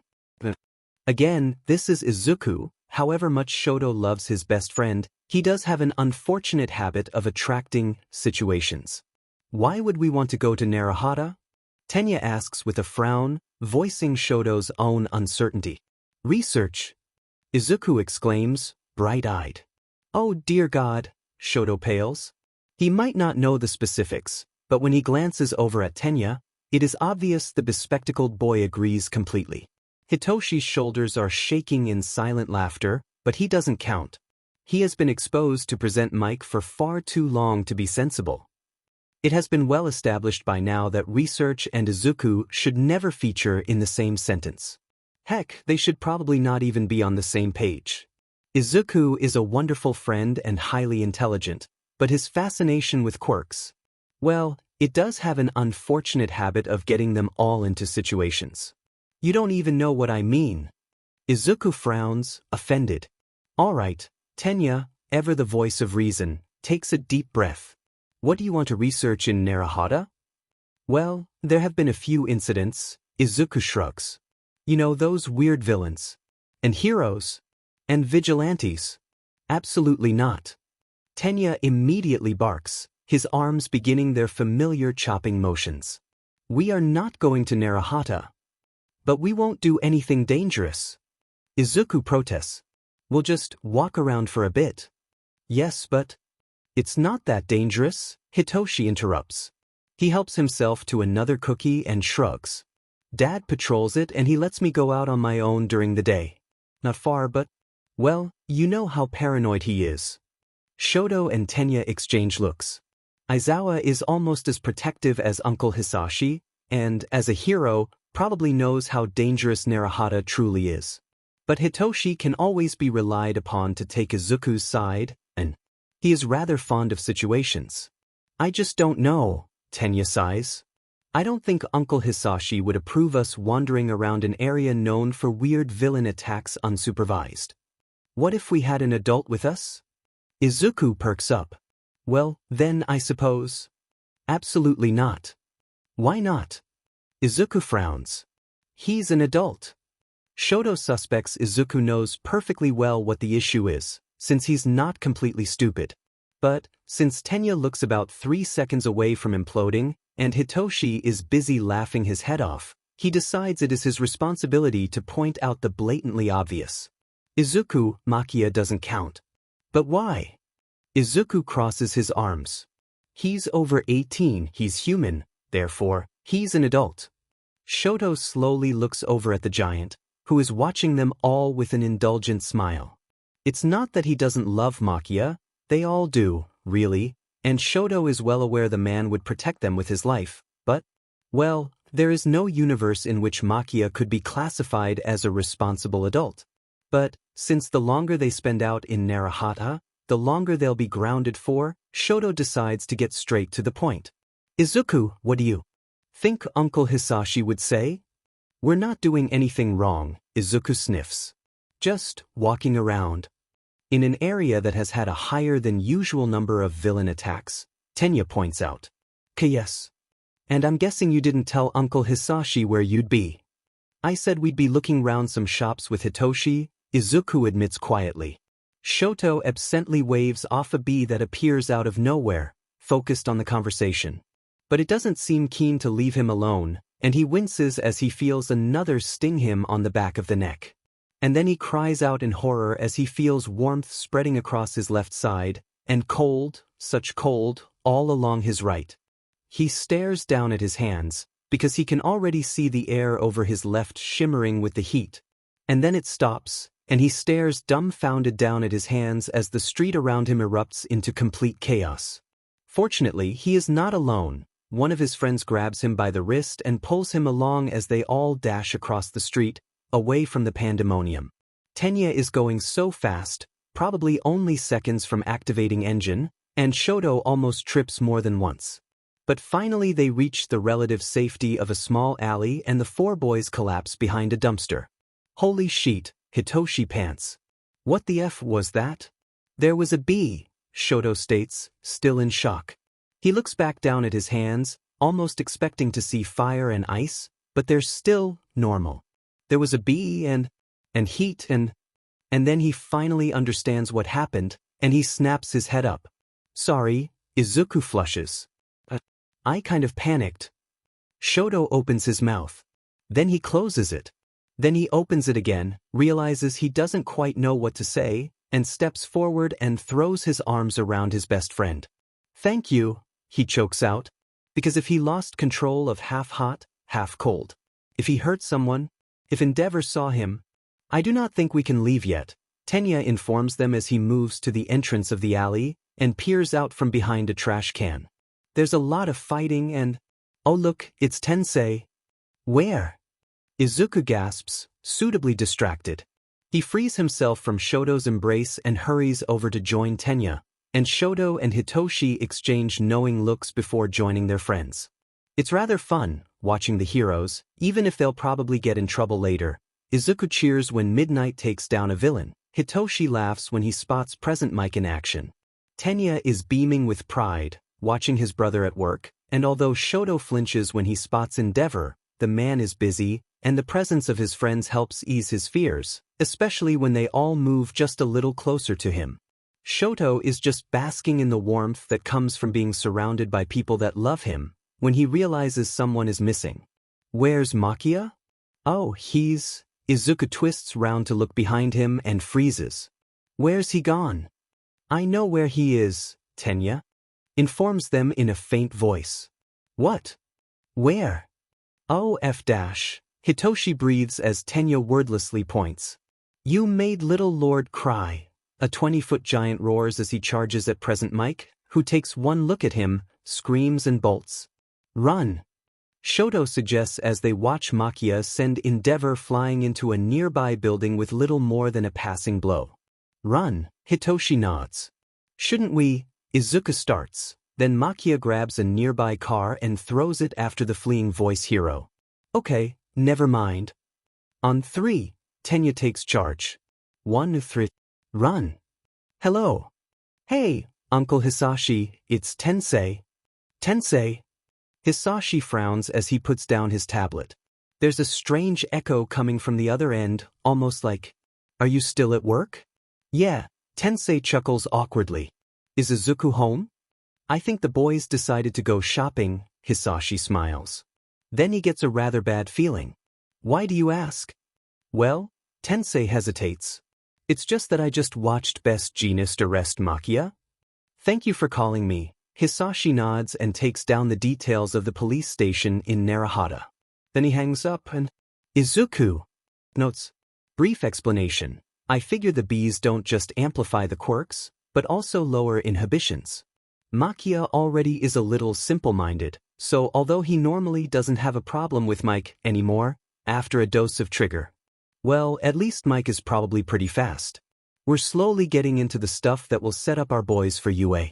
I've decided to end this when Izuku gets into UA, and that will probably be around chapter 45-ish. UA itself will be a separate FIC in the series. Title to be decided. Thank you for all the comments and kudos. Chapter 35. Doing the right thing is a pain in the butt. Summary. It's time to say goodbye to Captain Celebrity, although Hisashi has a bad feeling. Izuku age 10. Notes. I just realized not everyone might have read Vigilantes. So if you've read the chapters concerning the Sky Egg, you can skip this. Otherwise, Captain Celebrity is an American hero who has been working in Japan. He's returning to the States, so his agency is throwing a big party with lots of heroes participating. Only the event is attacked and the captain ends up having to hold up the Tokyo Sky Egg while being attacked by a flying villain. See the end of the chapter for more notes. I'm really not sure about this, Hisashi sighs. Come on, Uncle Hisashi, Tensei rolls his eyes. It'll be fine. I told you. I'm not your uncle. That's not funny. Hisashi levels the three boys with an unimpressed look. Yes, it is. Izuku disagrees. I can still change my mind about this stupid party, Hisashi points out. You're all technically still grounded. Come on, Uncle Hisashi, Tensei rolls his eyes. It'll be perfectly safe. There'll be like a dozen heroes there. You do know you've just jinxed us? With all due respect, Mr. Midoriya, Ingenium has a point. Tsukachi smiles as he pockets his phone. I doubt any villains would be foolish enough to attack the party. Except for every villain that has something to prove, Hisashi can't help but massage his forehead in attempt to stave off the inevitable headache. Seriously, what do they teach you at UA? Interview techniques? I am calling Nedzu first thing tomorrow morning. I'm afraid I have to go, Tsukachi grins at the boys. You boys have fun though. If we're attacked, I will use my quirk. Hisashi calls after him. And that's not all kinds of terrifying, Tensei mutters. What was that? Absolutely nothing. Tensei treats them all to one last grin before slipping on his helmet. Then he strikes a pose that would probably look more impressive if he weren't standing in a sitting room. Kurogyri, to the Tokyo Sky Egg. I am not your personal taxi, Kurogyri informs him and, as if to prove a point, sits down on the sofa. But, please, Kurogyri? Izuku speaks up, eyes wide and pleading. Shoto's eyes look distinctly shinier, and even Tenya seems to be on the pleading, although he looks more constipated rather than anything else. That's how it's done. Kurogyri smiles at Tensei. They have an unfair advantage. the hero mutters as the warp gate opens. The area they emerge in is a nice, mostly empty corridor near where the performers are getting ready. Almost as soon as the gate is closed, a familiar figure launches itself at Izuku. Izuku! Hitoshi cheers as he hugs the other boy. Hitoshi! Izuku grins. I didn't know you were coming. Dad had to work, the boy shrugs. And Mick's my designated babysitter, so… Oh dear God, Hisashi mutters. It's my favorite little listeners. Papa, can we go see the heroes? Izuku asks, turning to his father. Hisashi is tempted to refuse. Izuku might attract trouble, but Izuku and Hitoshi almost guarantee something will go wrong before the night is out. It's not even like they go looking for trouble, but unfortunately trouble seems to always know when they are together. Hisashi rather suspects he and Aizawa share an unusual amount of appreciation for dear, sensible Tenya. And, however good his intentions, present Mike has a rather unfortunate history. But then sweet, blessed Kurogyri clears his throat. Sir, I'd like to go greet Shino. All right, fine, Hisashi sighs and nods. Whatever Kurogyri says goes. Am I understood? Yes, Papa. Izuku grins. Tenya nods enthusiastically, Shoto salutes, and Hitoshi can barely seem to stand still. I'll be in the VIP section, Hisashi informs them and then watches as the four boys turn and bolt in the direction of the performers' area, present Mike close on their heels. Kurogyri nods to him one last time and follows at a more sedate pace, warping a red rose from somewhere.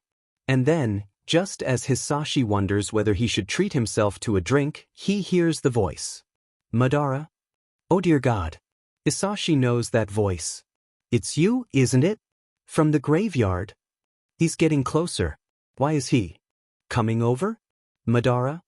Yagi, Hisashi greets All Might as he summons his most polite, convincing smile, and turns to the man. He ignores Tensei's snickering. I thought it was you, the blonde grins. Then he seems to notice the shaking ingenium. Is he all right? Oh, he's always like that, Hisashi shrugs. I suspect brain damage. Hey!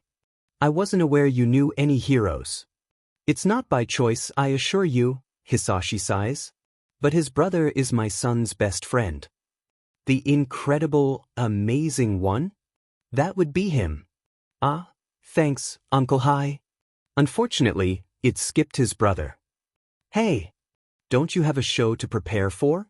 Hisashi asks the clearly sulking hero. Yes, you're right, Madara, Tensei sighs. Hey, do you think there's a quirk out there like Susanoo? Tensei. Fine, the hero nods and turns to leave. But not before the parting cry of Rasengan. Hisashi almost runs after the annoying brat. But he checks his bloodlust and treats Yagi to a tight-lipped smile. I was just on my way to the VIP section. Oh, me too. Yagi exclaims with a grin. I'm looking forward to this. Normally, well, I don't usually get to be in the audience. It's official, the universe hates Hisashi. And how's your son? He asks in an attempt at polite conversation. Oh, he's doing great. The blonde laughs as he leads them into the VIP seating area. In fact, Tenko, come say hi. Tenko is a sullen teenager dressed in a baggy black hoodie, completely engrossed in playing on a battered black PSP. He tilts his head and lets out a vague grunt of acknowledgement, and Hisashi mentally congratulates himself, because he clearly got the superior son. He also prays Izuku skips the antisocial teenager phase. How is your son doing? Yagi asks, apparently unbothered by his own offspring's behavior. Oh, he's fine, Hisashi smiles. He's currently terrorizing a few heroes with his friends. The way Yagi flinches and looks around, almost as if he's expecting Izuku to appear out of thin air and demand an autograph, improves Hisashi's mood immensely. He chuckles and settles in to wait for Izuku to resurface. It's a good 10 minutes later, when the lights are being turned down, that the door to the VIP area opens again and 4 excited boys rush in. Papa, guess what? Hisashi can identify the exact minute Izuku recognizes the other adult present. His son freezes, he gasps, and Hisashi just manages to slap a hand over Izuku's mouth before he exclaims, "Off you go, Shitsurite." "I think All Might's here undercover," Hisashi informs his son. "And I think he'd probably prefer nobody find out, alright?" "Yes, Uncle Hisashi," Tenya agrees. Izuku nods his head enthusiastically, green eyes sparkling. Hitoshi salutes with a cheeky grin, and Shoto is staring at the blonde hero wide-eyed, like he can't quite believe he's real. "How did you?" All Might asks. "Seriously?" Tenko finally looks up from his console. "You don't exactly blend in, Dad." "Really?" The expressions of everyone gathered in the VIP area speak volumes. "Well, I am here undercover." All Might nods and smiles down at the four friends. "So, perhaps you'd be willing to keep my secret? Maybe in exchange for an autograph." "How about a photo?" Hisashi suggests, because there is no way in hell that Rei is going to miss the expression on Shoto's face. And sure enough, the lad finally drags his gaze away from his hero to stare up at Hisashi with such absolute wonder on his face. Hisashi might not like All Might, but damn it, the man has his uses. They end up missing the first few minutes of the show, because Hisashi can't quite bring himself to end their little photo shoot. It's hard, because Izuku is grinning like a maniac, yes, but Shoto can't seem to bring himself to look at the camera, almost like he is afraid All Might will vanish the minute he looks away. Finally they all take their seats, and if Hisashi wipes at his eyes, well, no one else notices, and no one needs to know if he happens to make a few copies for himself when he has them printed for Rei. And, damn it, the event doesn't get any easier when Captain Celebrity, the big idiot, decides to show everyone a photo of his newborn and wife. The man is almost certainly in big trouble, Hisashi is sure. There are few women that look stunning after however many hours in labor, and fewer still that would agree to photos taken at that time to be widely shared. But for the first time in a long while, Hisashi feels connected to a hero. Because he remembers the absurd joy and pride that come with being a new father, and how all the emotions just cannot seem to be contained. Hisashi glances over at his Izuku and wipes at his eyes. And then laughs as poor Captain Celebrity promptly calls his wife and gets yelled at. The hero hurries off stage and the show continues. It's not terribly interesting to Hisashi, just a number of heroes showing off, and he slips out to use the toilet. He's just washing his hands, when suddenly the building shakes. Then, just as he hurries out into the corridor, it shakes again. And then all the light go out. Hisashi swears and rushes in the direction of the VIP area, grateful for the emergency lighting, when he collides with a dark figure that seems to blend into the shadows. Sir, Kurogiri grabs him by the arm firmly. "I already sent the boys home. If it would be alright, I would like to go offer my assistance to Shino." "Yes," Hisashi nods, numb with relief. Then he processes fully what the man said, and thinks about it for a second, and then nods it again. "Yes, go ahead. I'll just..." "Uncle Hisashi." Tensei rushes up to them. "Uncle Hisashi, where's Tenya?" "I sent the boys home," Kurogiri informs him and glances at Hisashi one last time. "I'll just..." "Yes, fine." Hisashi nods and steps back, to allow the young man to hurry off in the direction of the performers area. "We can't get in contact with anyone outside," Tensei informs him. "About what you said and what's happening?" He's not asking in a general sense, Hisashi realizes. This is not a question from a scared teenager, this is a professional hero asking for his opinion. And although he might not know it, there is probably no one better suited to dealing with this situation. No contact, they probably cut off electronic signals. Hisashi frowns and then nods. Yes, a strong pulse would knock that and the lights out. Doubly effective, people are more likely to panic in the dark. Lifts are down, so they'll make sure the stairs are inaccessible. We're trapped. In a hangar above the ground. Hostages? They could be planning to break in and attack. No, ineffective. Too many heroes, too messy. Too difficult. A statement. Maximum capacity, 50,000, plus staff. 50,000 hostages, 50,000 lives. 50,000 victims. What? Tensei asks, and the emergency lighting gives his already pale face a nightmarish look. You mean, bring down the sky egg, and at least half those present will likely die, Hisashi nods, grim. And most of the survivors will be seriously injured. Even if only 10,000 die, they're dying in the center of Tokyo, at an event put on by and attended by heroes. That right there, that's a statement. A declaration. Someone put in a lot of effort. Who could be responsible? Hisashi mentally starts flipping through his villain's Rolodex, because this cannot be tolerated.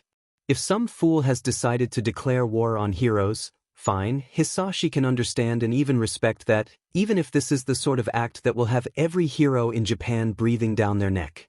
But this is unacceptable. Izuku could have been hurt. I'll go warn the others, Tensei groans. We can't find Captain Celebrity. Could you go look for him? I am not getting involved, Hisashi snorts. This is not my problem. I am going home, to make sure the boys don't burn the house down. But, Tensei starts to protest, then he lets out a frustrated groan. Fine. You know what? Fine. You want to step aside and not do anything? Fine. He takes off, almost colliding with another member of staff, and Hisashi sighs and nods to himself. This is the best course of action. He's not a hero, he's not going to get involved. He'll go home and help the boys set up for a sleepover. God damn it, Captain Celebrity has a boy of his own. Hisashi curses. Do you think they'll be alright? Izuku looks over at Hitoshi, who looks ready to throw up. And, well, when he looks over his shoulder, Tenya seems to be only barely holding back tears. And even Izuku's kind of scared, because Kurogyari and Papa are still at the Tokyo Sky Egg, and if they die, Izuku doubts Makia will be a very good parent. They'll be fine, Shoto announces confidently. When his friends all look at him, he smiles and shrugs. Well, All Might's there. And so's Uncle Hisashi, and he's almost as strong as All Might. So everyone will be fine. The other heroes won't even have anything to do. It is somewhat comforting when Izuku thinks about it, because All Might should be able to protect Papa and make sure he doesn't get hurt. Little Lord. Where is Lord? And Mist Man? All four boys freeze. And then, slowly, they turn to face a very confused Makia. Izuku begins, desperately trying to come up with an answer that will not have the giant racing out the front door. There were some bad people. Tenya begins, and his friends all look at him in horror, because that is a terrible thing to say. So Uncle Hisashi sent us home. Yes. Izuku catches on to what Tenya was going for. Because I'm scared and Shoto's scared. Hitoshi kicks Shoto. So? We need you to protect us. Just for added effect, he sniffles. Then he thinks about his mum, and, please don't leave, he wails. Uncle Hisashi said you were the only one that he could trust. Tenya adds, not even Kurogyari's as strong as you. Yes. Makia puffs up his chest and beams down at the four boys. I will protect you. Kurogyari hesitates at the entrance to the backstage area. There are members of staff gathered, yes, but there are at least a dozen highly regarded heroes present too, discussing the best way to deal with the present crisis, and for just a second he feels that perhaps he should simply turn around and stay out of their way. But then he spots Shino and the other pussycats, and can't help but smile. This is her area of expertise, and whenever he sees her on TV he wonders if she truly is as confident, as reassuring as she seems to be. And now, finally, he can see she is that and more. And, somehow, he is the lucky man that gets to support her. Shino, he calls over to her, and feels a warmth settle in his chest as she looks over and, despite the serious situation, her face lights up. Kurogyari, she pushes her way over to him. What are you? I sent Izuku home, he explains and glances around. A few of the people closest to them are watching them, but most are still focused on Captain Celebrity's assistant. Well, I thought if you needed help with evacuation. Shino stares at him for a second. Then she laughs and kisses him. Hey, she calls out as she turns away from him and he tries to remember what is going on. Kurogyari's got a teleportation quirk, if we want to get people out. Oh good, the assistant grins. We'll have to keep people calm and figure out how to prioritize. Kurogyari, how many can you teleport? I'm not sure, Kurogyri hesitates, suddenly self-conscious. He's not a hero, after all. Well, it's not really specific to people. I can open something like a door to a nearby area. Last I checked, I can keep it open for about an hour. Then I need to rest. There's excited murmuring around him, and with a wide grin, the woman claps her hands. Great. We'll set you up somewhere backstage. Manual, you go through first and raise the alarm. Let's prioritize those with serious health conditions, disabilities, and really young children. Then we'll see how many we have left. Everyone else, try and keep them calm. See, this is why I love you, Shino whispers as the gathered heroes start dispersing. Kurogyri, right? Back off, best genist. Tiger shouts. We got him first. With every attack from the flying villain, it gets harder to stay conscious. But Captain Celebrity grits his teeth and grins. After all, he's all that is preventing the Tokyo Sky Egg from falling to the ground. He is all that is preventing 50,000 people from dying. It's exhausting, he won't lie, and in truth, he isn't sure how he'll get out of this situation. And waiting for the next blow, the next attack Koichi can't stave off, is difficult, because he has too much time to think, to imagine the moment they tell his wife he died in the line of duty, to picture his son growing up with little more than photographs of his dumb father who went and got himself killed. Oh, Chris knows he'd be a terrible father. The kid would probably hate him anyway. But still, all those little moments when, perhaps, they might connect. All those science projects he'll mess up, those school performances he'll be late for, those sports events he'll embarrass his son at. They'll never happen. And even the knowledge that he's doing his duty as a hero doesn't dull that ache, doesn't chase away the tears he's blinking back. The flying villain, should he even call it a villain? It's more like a monster, draws back for another blow, and Chris curses because the thing seems unstoppable. And then he watches in confusion as the thing promptly drops out of the sky.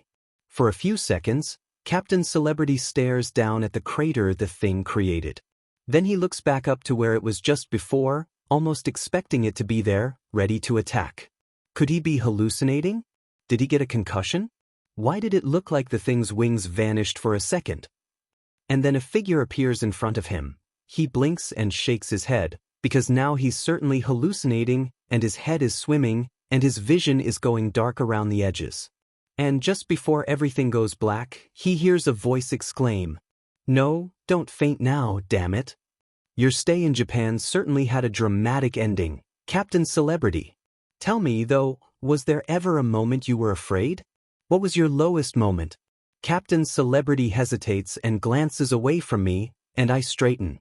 His smile falters for just a moment, and when he looks back at me, he is no longer the cheerful, confident hero we all know. "I suppose," he starts, and then takes a deep breath. "It was the Tokyo Sky Egg event. Not knowing if I would live or die. It wasn't because I was scared of dying, but I kept thinking how I would never once hear my son say the word, Dad. That was my lowest moment." Well, Hisashi smiles as he sets down the magazine.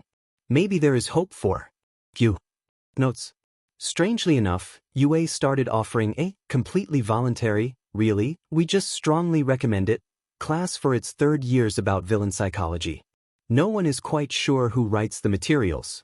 And yes, I could not pass up an opportunity for Madara to make a reappearance. Especially with Tensei there.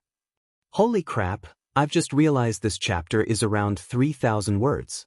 I had so much fun writing it, though. I'll admit, I was never a huge Captain Celebrity fan, but I figure Hisashi probably can empathize with him. Or doesn't want the guilt of knowing there's a boy out there who won't get to know his father because of him. Thank you for all the comments and kudos. Chapter 36, Parent is a Job, Dad is an Honor. Summary. Mother's Day is coming up. Izuku aged 11. Notes. See the end of the chapter for notes. Izuku. Hisashi frowns as he steps into the living room. Is everything all right? Izuku startles so badly he almost falls off the sofa. He slams the album he was looking at closed, and jumps up, cheeks beet red. That's fine, everything's fine. Absolutely fine. Go. Yes, I have to go. he almost smacks himself in the face as he waves his arms, then he bolts from the room, almost running into a wall. Hisashi stares after him in confusion and winces when he hears a suspicious thump on the stairs. Hoping for some explanation, he approaches the sofa and picks up the photo album Izuku had been looking at, but that just deepens his confusion. Why would Izuku act guilty over looking at his parents' wedding photos? Izuku glances over at his rucksack. Then he looks up at his mother's photo and flushes as he looks away. He wishes he had never gone into that store, but it had seemed so natural, such an obvious gesture. But now he just can't get over the guilt. He wishes he could talk about it with an adult, but he just can't face Papa. He can't admit what he's done to his father, and Kurogyari is nice and kind, but he'd probably not understand either. And who else is there? He can't go to Auntie Rei, and Auntie Katsumi is down in Okinawa? Perhaps Aizawa? No, not Aizawa. The man is absolutely terrible at anything even remotely related to feelings. Present Mike might be a possibility, though. Izuku listens to his radio show, and the advice he gives. It actually makes sense. And they aren't too close, so it shouldn't be too awkward. Izuku? His father knocks on the door.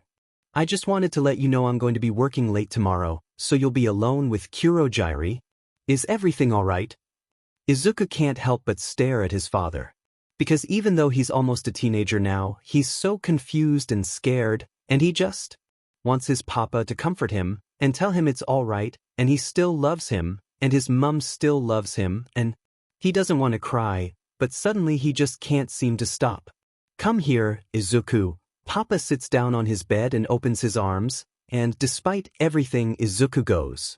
Because even if things won't be all right, at least this is a way to pretend, just for a moment, that he didn't do something absolutely dreadful.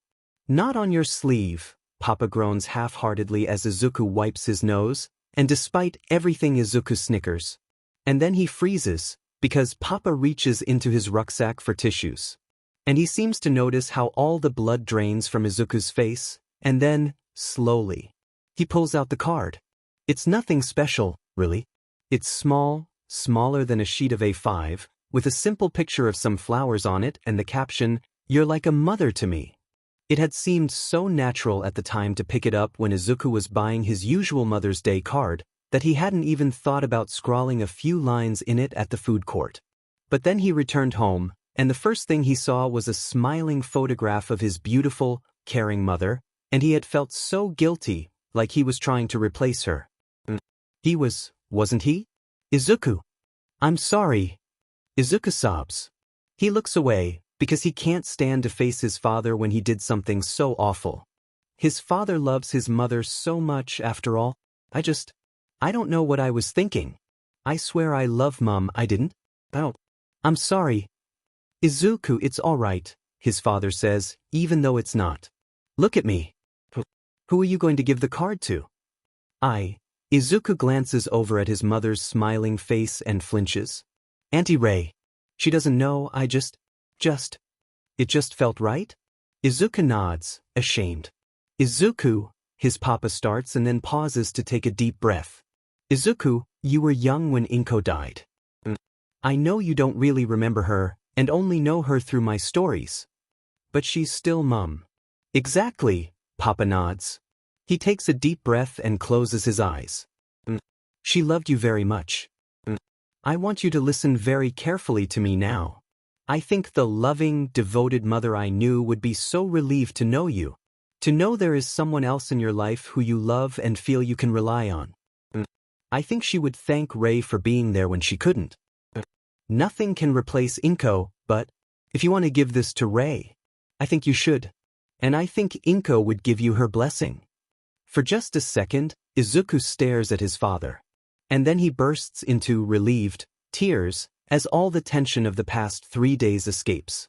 Mother's Day starts much the same as every previous Mother's Day in the Midoriya household. Izuku tries to comb his hair and puts on some of his nicer clothes and grabs the card he bought. And once he's eaten breakfast, Kurogyari drops him and a few muffins off at the entrance to the cemetery where his papa is already waiting with a big bouquet of flowers. The man hangs back as Izuku places the offerings on the grave and launches into a long, detailed summary of everything that has happened in the past. Well, Izuku never really bothers about a specific time frame or whether he's already told Mum about something.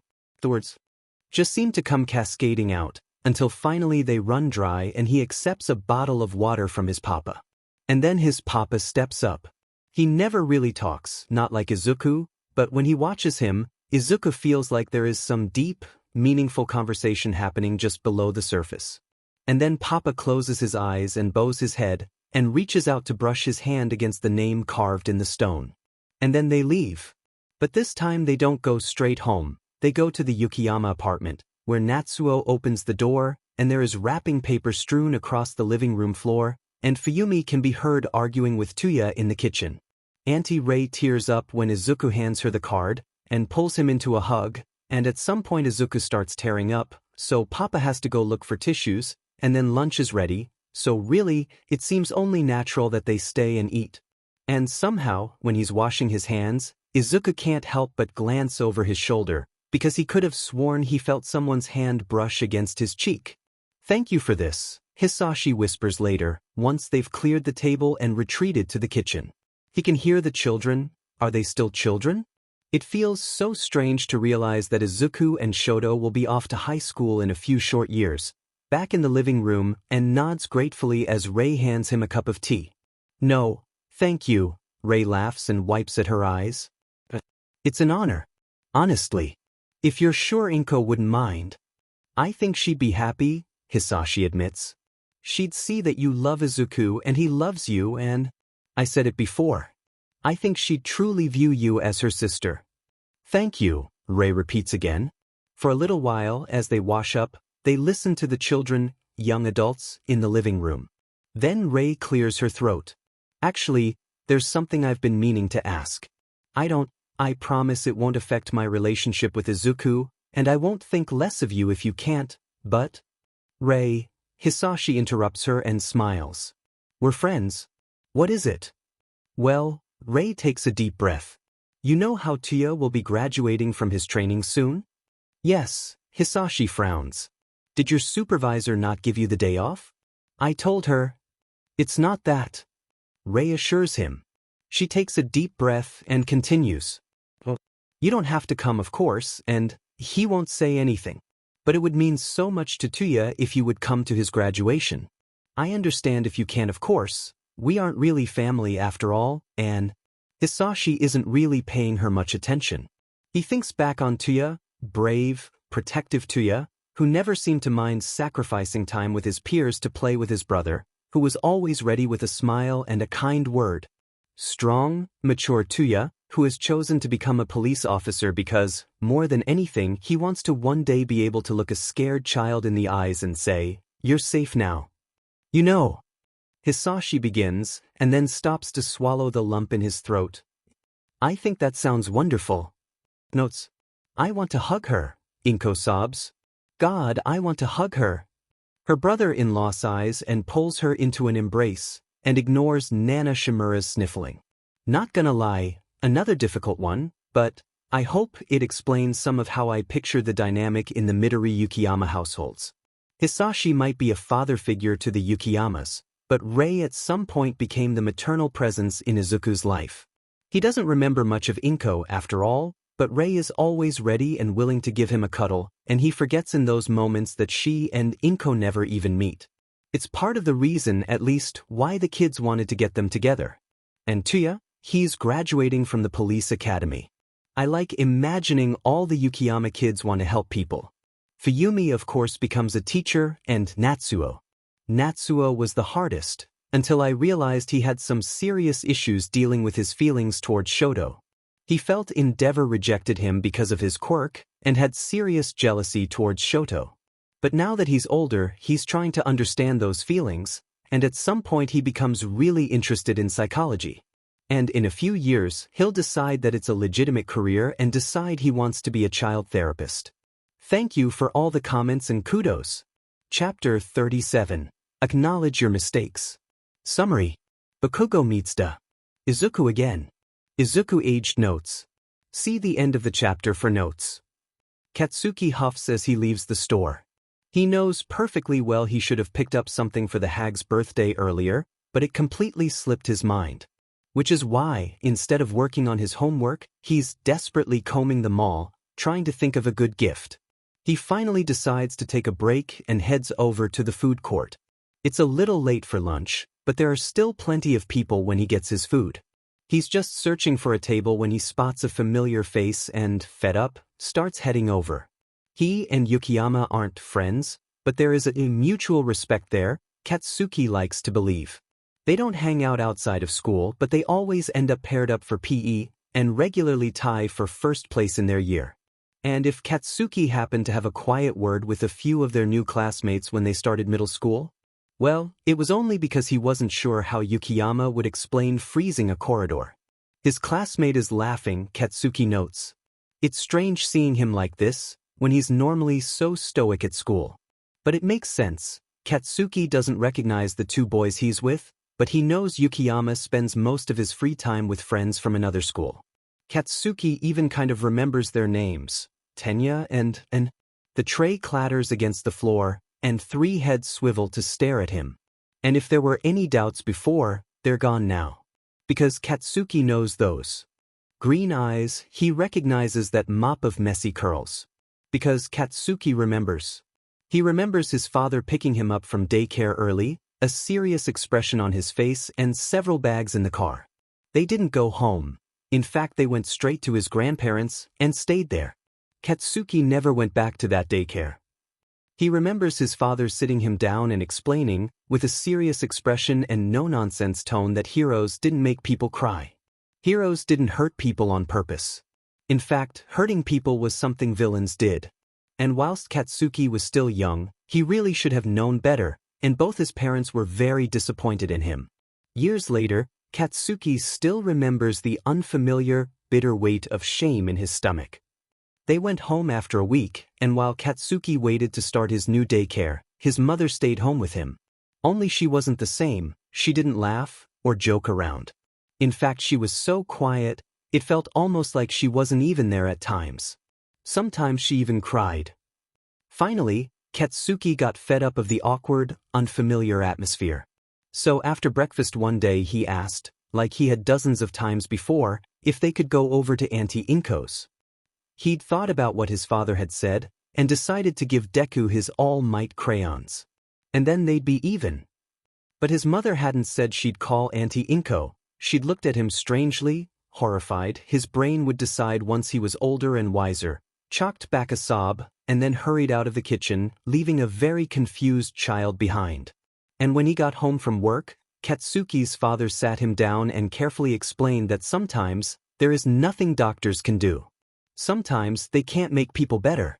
Sometimes people die. It was a few years before Katsuki fully understood. When he did, he screamed and cried, and took all his all-might merchandise and shoved it into the furthest corner of his closet. Because Katsuki Bakugo, the future #1 hero, bullied a kid whose mother was dying. And now Izuku is staring at him in confusion, not even the faintest hint of recognition in those green eyes, and it hurts. Because he looks healthy and happy without Katsuki in his life, and all Katsuki can think of is his ever-present shame. Bakugo! Yukiyama speaks up. Yukiyama, the BSTRD, Katsuki realizes, who was there when Katsuki wasn't. Who supported Izuku, comforted him when he cried, instead of laughing and walking away. Are you alright? The name seems to at least mean something, because Katsuki watches Izuku's face scrunch up as he seems to try and remember. And then, in a soft, uncertain tone, he mumbles, "Kaken?" And it's as if a dam inside him breaks, and every negative emotion, every unshed tear, every ounce of self-loathing is suddenly crashing over him, and Katsuki is drowning in it all. Why? He chokes out, even as he realizes there are tears rolling down his cheeks. He isn't sure. If he's whispering or screaming, isn't sure if he even truly cares. Why didn't you tell me? He doesn't think he's truly asking Izuku. But it's the one question that has plagued his thoughts since he understood, the one thing he wishes he knew. Why didn't his parents tell him? Why didn't the daycare staff explain? Why didn't anyone stop him? His mouth is moving, he realizes, but he can't hear what he's saying. Because all he can seem to hear is a snot-nosed brat, so convinced of his own superiority that he never once hesitated. Useless Deku. Do you even have a quirk? You're such a crybaby. Just go away. His thoughts are spiraling, and just as he's convinced he's losing his mind, he feels someone wrap their arms around him and pull him into a hug and whisper in his ear, "It's all right, Kaken. It's all right." And Katsuki believes him. By the time the boy, Bakugo, has calmed down, he looks empty. Exhausted. Drained. Shoto wordlessly fetches a chair for him, and Izuku pushes his half-eaten fries over. The boy seems to appreciate the gesture, because he manages a weak smile and takes one. Tenya isn't entirely sure how he feels about the unfamiliar boy. Shoto has told them about his classmate, and whilst he did not sound like someone Tenya would have much in common with, he also didn't sound like a bad person. But Tenya also vaguely remembers Izuku as a young child, tearful and afraid that he would be tossed aside as soon as Tenya found a better friend. And Tenya remembers asking Tensei what a Deku was, and his brother explaining to him that he should never call anyone that. And whilst Tenya knows Izuku is almost physically incapable of holding a grudge, he isn't entirely sure he's ready to forgive this Bakugo. "So, you two know each other?" Shoto asks hesitantly. "Yeah," Izuku nods, but he's frowning. Tenya figures he's probably trying to remember the boy. He knows he never met the blonde, and Izuku never mentioned him much, so they probably stopped seeing each other around the time Izuku switched daycares. "I bullied him," Bakugo admits and looks down, obviously ashamed. Tenya will admit he is reluctantly impressed by his honesty. Shoto frowns for a moment, glancing between the two teenagers. Then something seems to occur to him.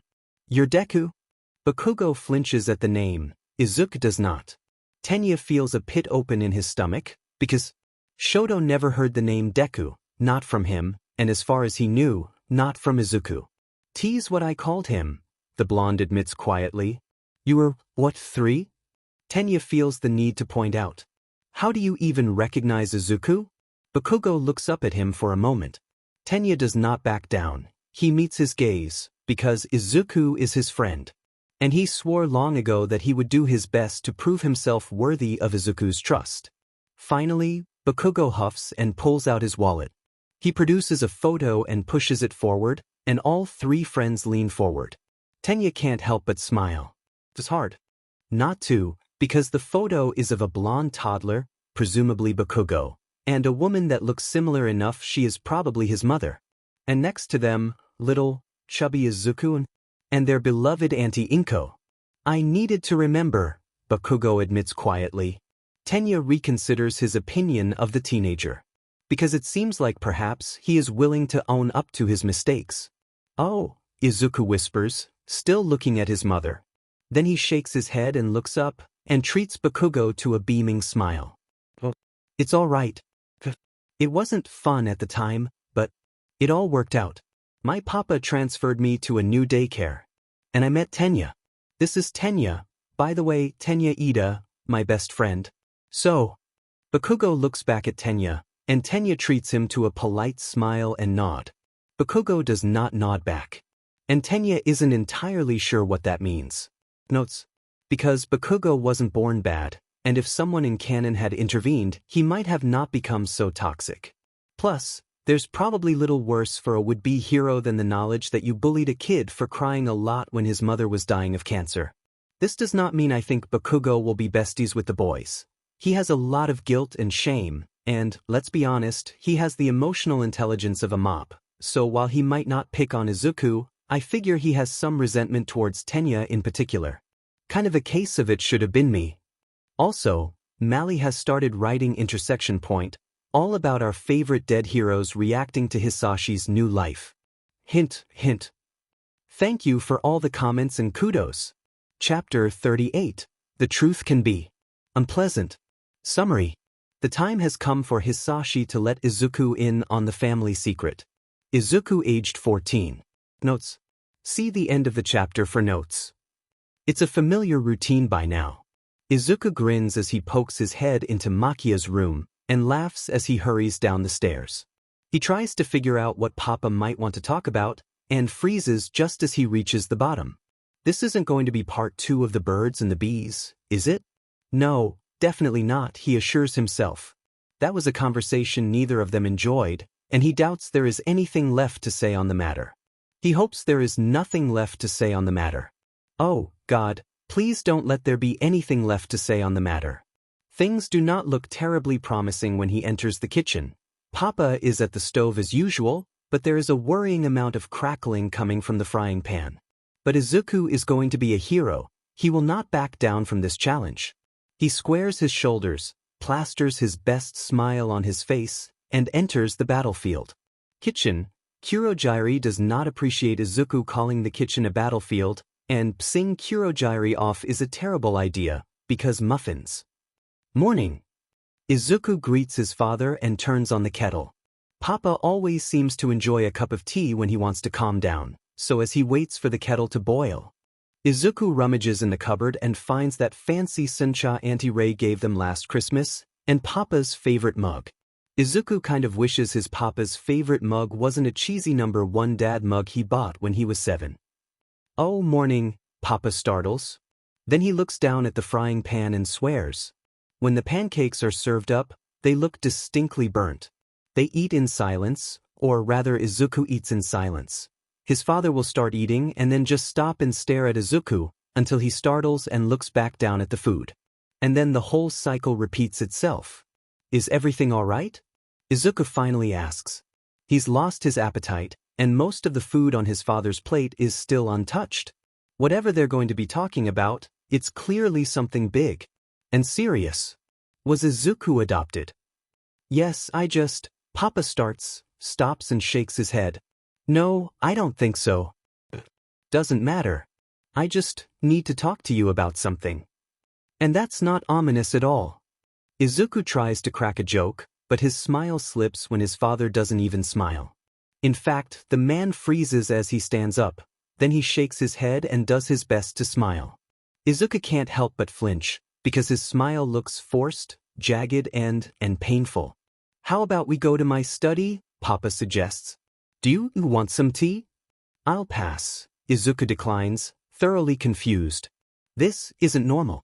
Anytime Papa has anything he needs to talk about with him in private, they do it in the living room, on the very same sofa where Izuku got attraction.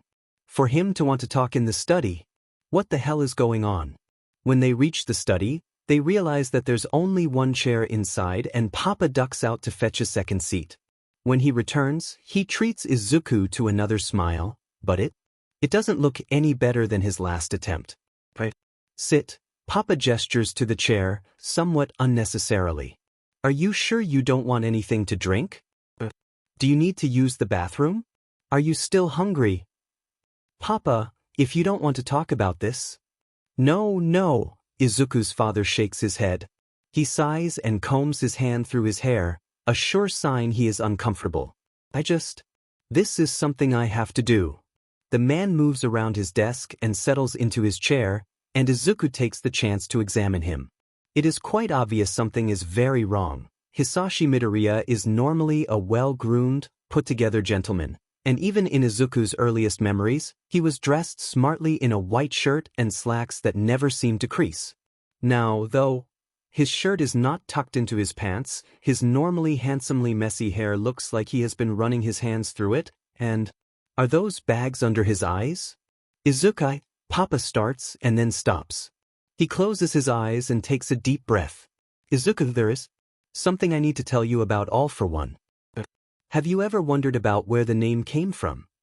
Izuku opens his mouth to answer, but doesn't get the chance to speak. No, that's a terrible way to start, his Papa groans and runs his hand through his hair. Then he takes a deep breath. Izuku, let me start at the beginning. Thoroughly confused and more than a little concerned, Izuku leans forward. Despite the situation, he is intrigued. His father is always rather secretive, particularly about All for One. He has wondered about who came up with such a weird name as All for One, Papa hums. The first person with it was part of the very first generation of quirk users.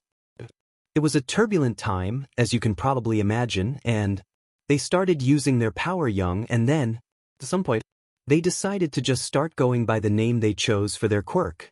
All for one, Izuku mumbles as things start to make more sense. He isn't sure he likes what his brain is coming up with, because the sort of person who would choose to go by a name like that? Yes, Papa sighs as Izuku's eyes widen. The very first user of All for One was what we would nowadays call a villain. But that was years ago.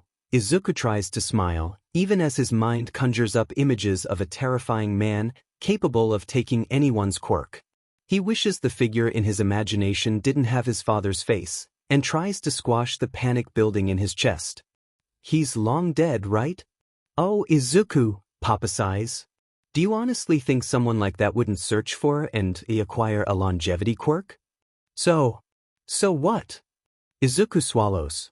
There's some evil uncle or great-grandfather or something of mine out there planning to take over the world? Or steal everyone's quirk? What's his big plan? He almost starts hyperventilating, but then something occurs to him. But all might can stop him, right? As soon as he speaks, he feels very young and very foolish. All might is strong and powerful, but a simple strength quirk couldn't possibly do much against someone who can just steal it. Izuku, it's all right, Papa manages a weak smile. You don't have to worry. All for one, he's gone. Oh, thank goodness, Izuku breathes. But what happened? It's a long story, Papa sighs. His mouth twists, the next words obviously difficult, and Izuku can't help but wonder how he was told about All for One. It's a very long story, but alongside All for One, there was another quirk, named One for All. This quirk, it was the only quirk All for One could not steal. Instead, it could be passed from one holder to another. To us. It was passed from hero to hero, all for the express purpose of defeating the villain All for One. He was defeated. All for One is dead. So everything is all right. Izuku manages a weak smile. The evil villain we're related to is dead and gone. Nothing to worry about. Well, so long as the press doesn't find out. He winces as he imagines what the papers would say if someone found out, especially if he does become a hero and completely misses. His father's expression. Yes, Papa slowly nods. Then he glances down at the wedding photo he keeps on his desk and winces. No, I'm sorry, Izuku. That's not quite right. The world believes All for One is dead, but, technically speaking, he isn't. He's not. Izuku feels the blood drain from his face. Holy crap, he has an evil uncle-grandfather something out there, and everyone thinks he's dead? Is Papa warning him because he might be targeted? Are they going to have to go into witness protection or something? Will Izuku still be able to become a hero? What do you mean? Izuku, Papa takes a deep breath. I was All for One. Notes. Dun dun. Time for me to earn that angst tag. I know Hisashi telling Izuku is a massive risk, but think about it, he gave up everything for his son, and is terrified of losing him. And Hisashi knows if Izuku finds out later, he'll never trust his father again. Plus, there is some part of him that wants Izuku to accept him, evil schemes and all. Thank you for all the comments and kudos. Stay safe. Chapter 39. Mom can make everything just a little better. Summary. Izuku takes the news about All for One. About as well as could be expected. Izuku aged 14. Notes. See the end of the chapter for notes. I was All for One. Izuku stares at his father. He can't have, he must have, Papa can't. What? He chokes out, even as the room seems to spin, and his lungs aren't getting enough air, and he can't breathe, he can't think. His Papa can't be a villain, that's impossible, this is a nightmare, there is no way. Zuku. Papa's not a villain, he's friends with heroes, they visit Ida 10 regularly, there is no way. Izuku. His mum wouldn't have married a villain, and his Papa has a proper job, and he played heroes with Izuku, and he took Izuku out for ice cream, and whoever heard of a villain that's a good parent. Izuku, breathe. Papa, no, not Papa. All for One finally breaks through his spiraling thoughts, and Izuku gasps and leans forward as he struggles to remember how to get oxygen into his body. I'm sorry to spring this on you, but Why? Izuku gasps out as soon as he can, because that is the question he needs to know the answer to. Why? Had some ideas when I was younger. The man behind the desk lets out a humorless laugh. I thought the world. No, not that. Izuku interrupts him. It's probably a terrible idea, interrupting a supervillain, especially one with as many quirks as his father has. Oh my god, it explains so much, some inner part of him screams. But Izuku is feeling, well, rather hysterical. Why have a child? Did you want another person with all for one? Do you want me to join you? Because I won't. The words hurt as he forces them out, like they're shards of glass, but this has to be said. He might never be able to become a hero, but he is not going to become a villain, no matter what. There is some dastardly scheme going on. He is sure of it, but no matter what, Izuku won't help all for one. Not for anything. Not even if it's the only way for his papa to hug him again. But the man behind the desk doesn't react the way Izuku would expect from a fearsome villain. He doesn't laugh at Izuku's naivete, doesn't inform him of just what his resistance will cost him. Instead, his face crumples, like he's in physical pain, and he looks like he's about to cry. Izuku, I swear to you. He pauses to swallow. Izuku, I never had any intention. I would never. You're my little boy. He stands, obviously intending to come around the desk, and Izuku can't help but flinch. And it's like he's punched his father, because the man freezes, and they just stare at each other. And Izuku realizes he no longer recognizes the man in front of him. And somehow, that realization has him opening his mouth and, "You're not my papa." The words seem to echo in the small room. And suddenly Izuku he can't stay here anymore, because it was all a lie, because this life never existed. His papa, Hisashi Midoriya, never existed, and the man standing before him is a perfect stranger, capable of destroying the whole of Japan. And Izuku bolts from the room and sprints down the stairs, and he hears the man call after him, but he doesn't stop, doesn't slow down, because he doesn't know what he should do, and he's only 14 and he's scared, and there is nothing that could possibly make this better, because he can't just go ask his papa for a hug, because his papa is gone. No, worse than gone. His papa never existed in the first place. Hisashi Midoriya was just a persona, a mask created by a villain. Izuku barely even stops to pull on his shoes before he's out of the house and running down the street as fast as his legs will carry him. He doesn't know if all for one will come after him, but he just needs some space, needs to think, to breathe. And was anything real? Did they really have bath time and bedtime stories? And did Izuku really make snowmen and get to cuddle with his father after a bad dream? Or was all of that just a lie? Were those just false memories implanted in his mind so he would not question all for one when the time came? Did Inko Midoriya? Izuku almost trips as the worst possible question appears in his mind. Did Inko Midoriya even exist? Is the small, beloved quirk Izuku can feel even now just another part of the disguise, something all for one decided was small and harmless enough to give to a young child? Did it just come from some random person in the street? No, Izuku immediately shakes his head. He needs his mother at least to remain real. He cannot accept that the kind, loving woman from all those photos, who wrote him so many letters, was just some paid actress. And so, even as it starts to rain, Izuku sets off to the one place that he knows he'll feel safe. To see the one person who can surely make everything better. Izuku goes to his mum. The cemetery is just as he remembers, and it soothes something inside him, because at least it's real. And when he finally sees the familiar grave marker, he picks up his pace, almost sprinting to it, and then just stops to stare, because the name on it is still Inko Midoriya, and it's such a relief that he can't help but start sobbing. Because even if his whole world is falling apart, at least this is real. At least his mum existed. At least he didn't just get given some random quirk. He doesn't know how long he stays there, isn't sure at which point he just collapses to the ground. He wraps his arms around himself, almost like he's afraid he'll start coming apart like his world. Or maybe it's because he just wants someone to hug him and comfort him and assure him that everything will be all right. He wants his mum. He wants his papa. He wants young Madara? Is everything all right? Izuku frowns, confused and half turns, desperately trying to get his sobs under control. He's almost sure he started hallucinating because standing there safely under a red umbrella is All Might, a bakery box in hand.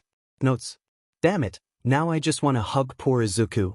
And Hisashi too, but, well, he did kill a lot of people, so Izuku gets hugs first.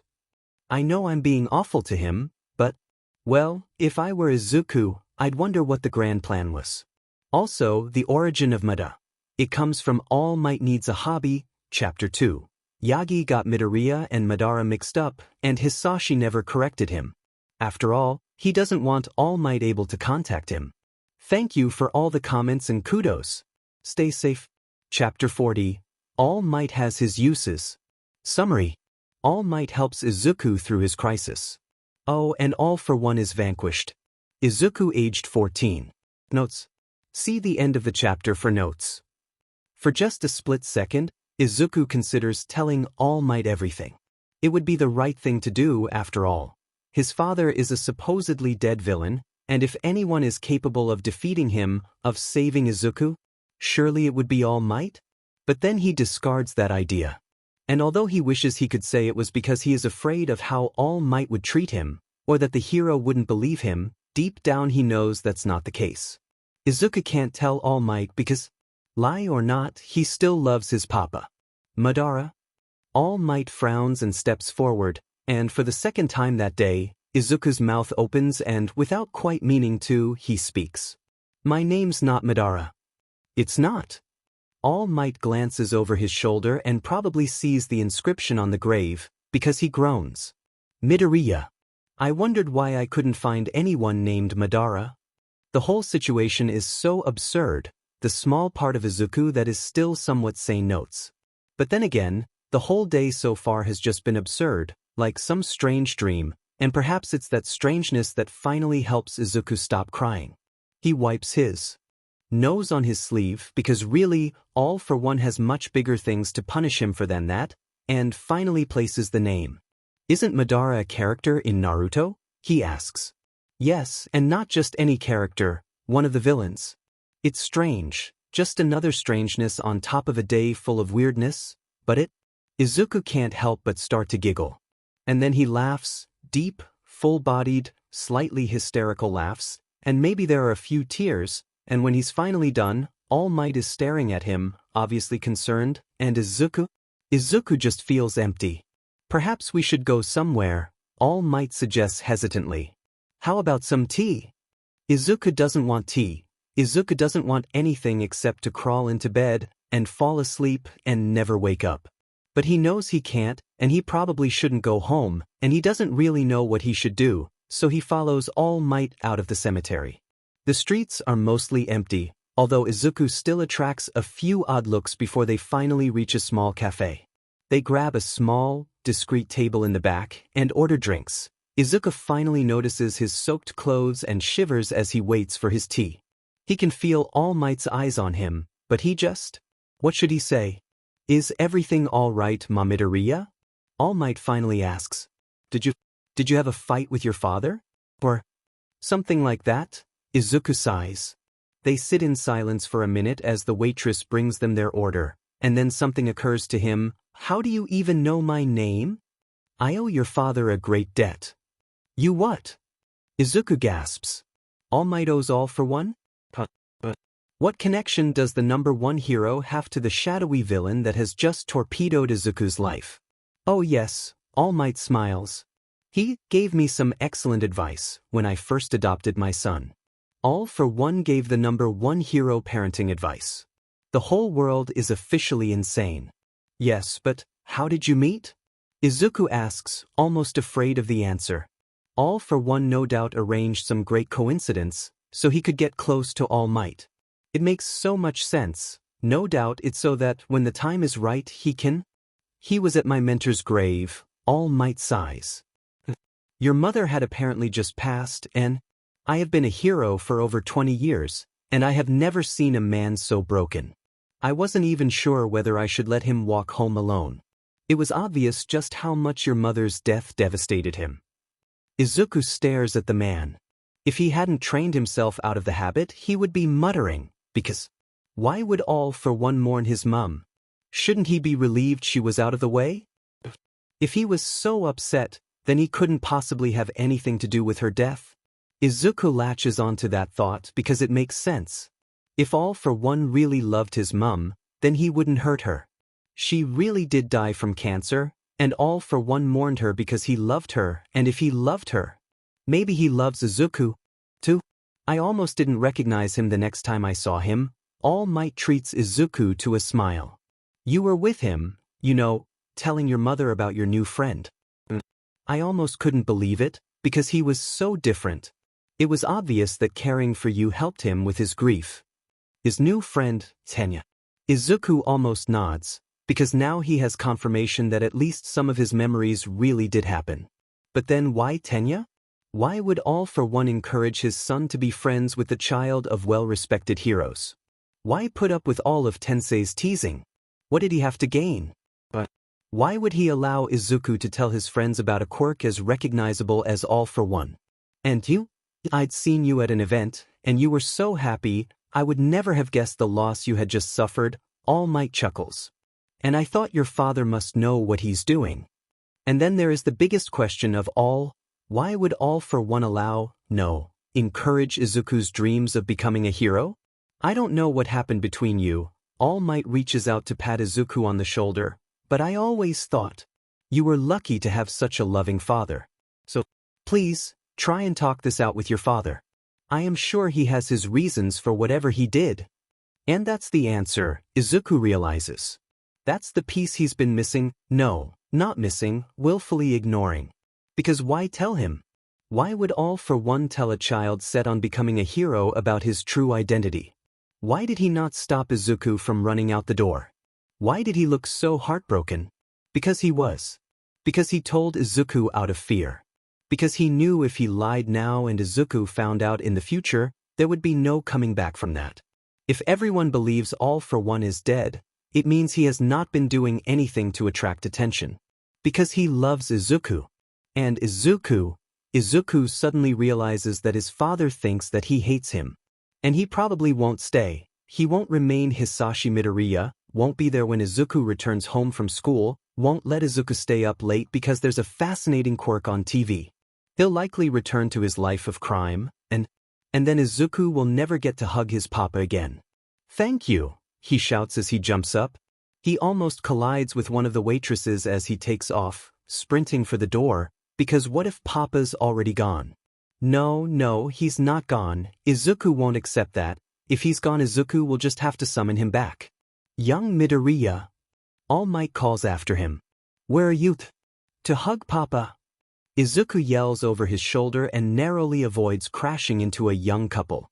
It's still raining when he emerges onto the street, but Izuku doesn't care about that, doesn't care that he's probably going to get sick.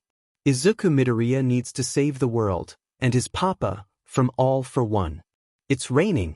Hisashi, no, All for One, glares at the rain, because Izuku is out there somewhere and he didn't take his coat. Or an umbrella. He could catch a cold or pneumonia. But no, he shakes his head, he no longer has the right to worry about Izuku. The boy made that quite clear. If he wants to do anything more for him, if he doesn't want to provoke any more resentment than what he already deserves, he should just go. Make sure everything is set up so Izuku will be well provided for, can do whatever he wants in life, and leave before the boy returns. The boy. All for One shakes his head. This is for the best. He can come out of retirement early, and he needs to start planning. He needs to gather his former followers. Yes, that's a good move. He reaches out for the phone because he can call the good doctor, and then he groans in frustration and runs his hands through his hair. He's not quite ready to talk with the man. He needs to get himself back into the right mindset, make sure Hisashi Midoriya is well and truly gone. Of course, he realizes his face. That has to go. He closes his eyes and grimaces as he shifts his features back to those of All for One. And then he opens them again and his gaze lands on a photo of a 4-year-old Izuku, beaming as he poses with Hisashi, and All for One gasps as the knife in his chest twists, and suddenly it's all too much. All for One collapses into his chair. He slams the photo face down on the desk so he doesn't have to see it, and he sobs because how can he make this better? When he lost his brother, none of his power, his quirks, his schemes, none of it made it better. And then he lost Inko, and what helped then? Why was it different? What chased the pain of the loss away? How can he make this stop? Just let Papa sit with you for a little while, all right? Do you want another story? Tickle attack. Thank you, Izuku. Just stay my little boy a bit longer. I love you too, Izuku. All for One stares numbly down at his hands because there is no point. There is nothing that will make this pain stop. There is nothing worth fighting for. Then he angrily wipes at his eyes and makes his decision. He'll call All Might. He'll call All Might and tell him he's still alive. And then there's a crash from downstairs and a pounding on the stairs, and All for One stands up just as Izuku, dripping with water, bursts through the study door. Don't go, the boy yells and throws himself at him, his arms wrapping themselves around him like he's terrified that All for One will vanish. Don't go. Please don't go. I'm not ready, please don't leave. I don't care. Don't leave yet. Pretend you never told me. Please, please, Papa, just stay. Please. You're soaking wet, All for One, or is he Hisashi? Observes numbly, and Izuku lets out a rather wet laugh. See, you can't leave yet, he grins as he looks up, tears in his eyes. If you leave, I'll just catch pneumonia, or run into a collapsing building to save a cat, or get distracted and walk off a bridge. So just stay my Papa for a little longer. Something warm settles in Hisashi's chest as, for the first time ever, his son looks up at his true face. He smiles and presses his lips to his little boy's forehead, and whispers, I promise. I'll stay for as long as you need me. Forever, Izuku immediately replies. Let's just say forever for now, and we can decide later. Later, Hisashi nods, even though there's no decision to be made. He'll stay forever. Notes. I know Izuku might seem a bit naive here, but don't forget, Hisashi is the only parent he can truly remember, his closest family, and he's desperate for anything that would confirm his Papa really loves him. Thankfully, though, he's come to the right conclusion. Unfortunately, no one-shots. I plan to upload chapter 41 on Thursday, though, to celebrate 40 chapters. I've kind of had a difficult week, because my grandfather passed away and, for blatantly obvious reasons, I was not able to attend the funeral. This next part is just me venting, so feel free to skip. My grandfather will always be my hero. He survived World War II and fought in the Warsaw Uprising. Then he was forced to leave the country.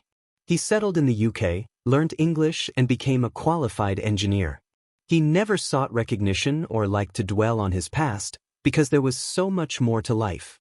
He loved art and had an incredible thirst for learning. He would get so excited about the discovery of some new star or could talk for hours about philosophy. Deep down, he never stopped loving Warsaw. He was finally able to visit it in the 90s, and he spent hours simply walking the streets. Seeing all the places he loved rebuilt, full of people just going about their lives, must have been incredible. Knowing him was perhaps the greatest privilege of my life. Zikuj, Ziadku, Ziewusisko. Rasels du Wolnaj Warzui I Prezesidals Isii Pisteros. Tilkotil Chiaus. Thank you for all the comments and kudos. Chapter 41. But sometimes, honesty is the best policy. Summary. Hisashi answers a few questions and tells Izuku the story of All for One and One for All. His version. Izuku aged 14. Notes. See the end of the chapter for notes. Papa. Yes, Izuku? Hisashi smiles as he sets down his book.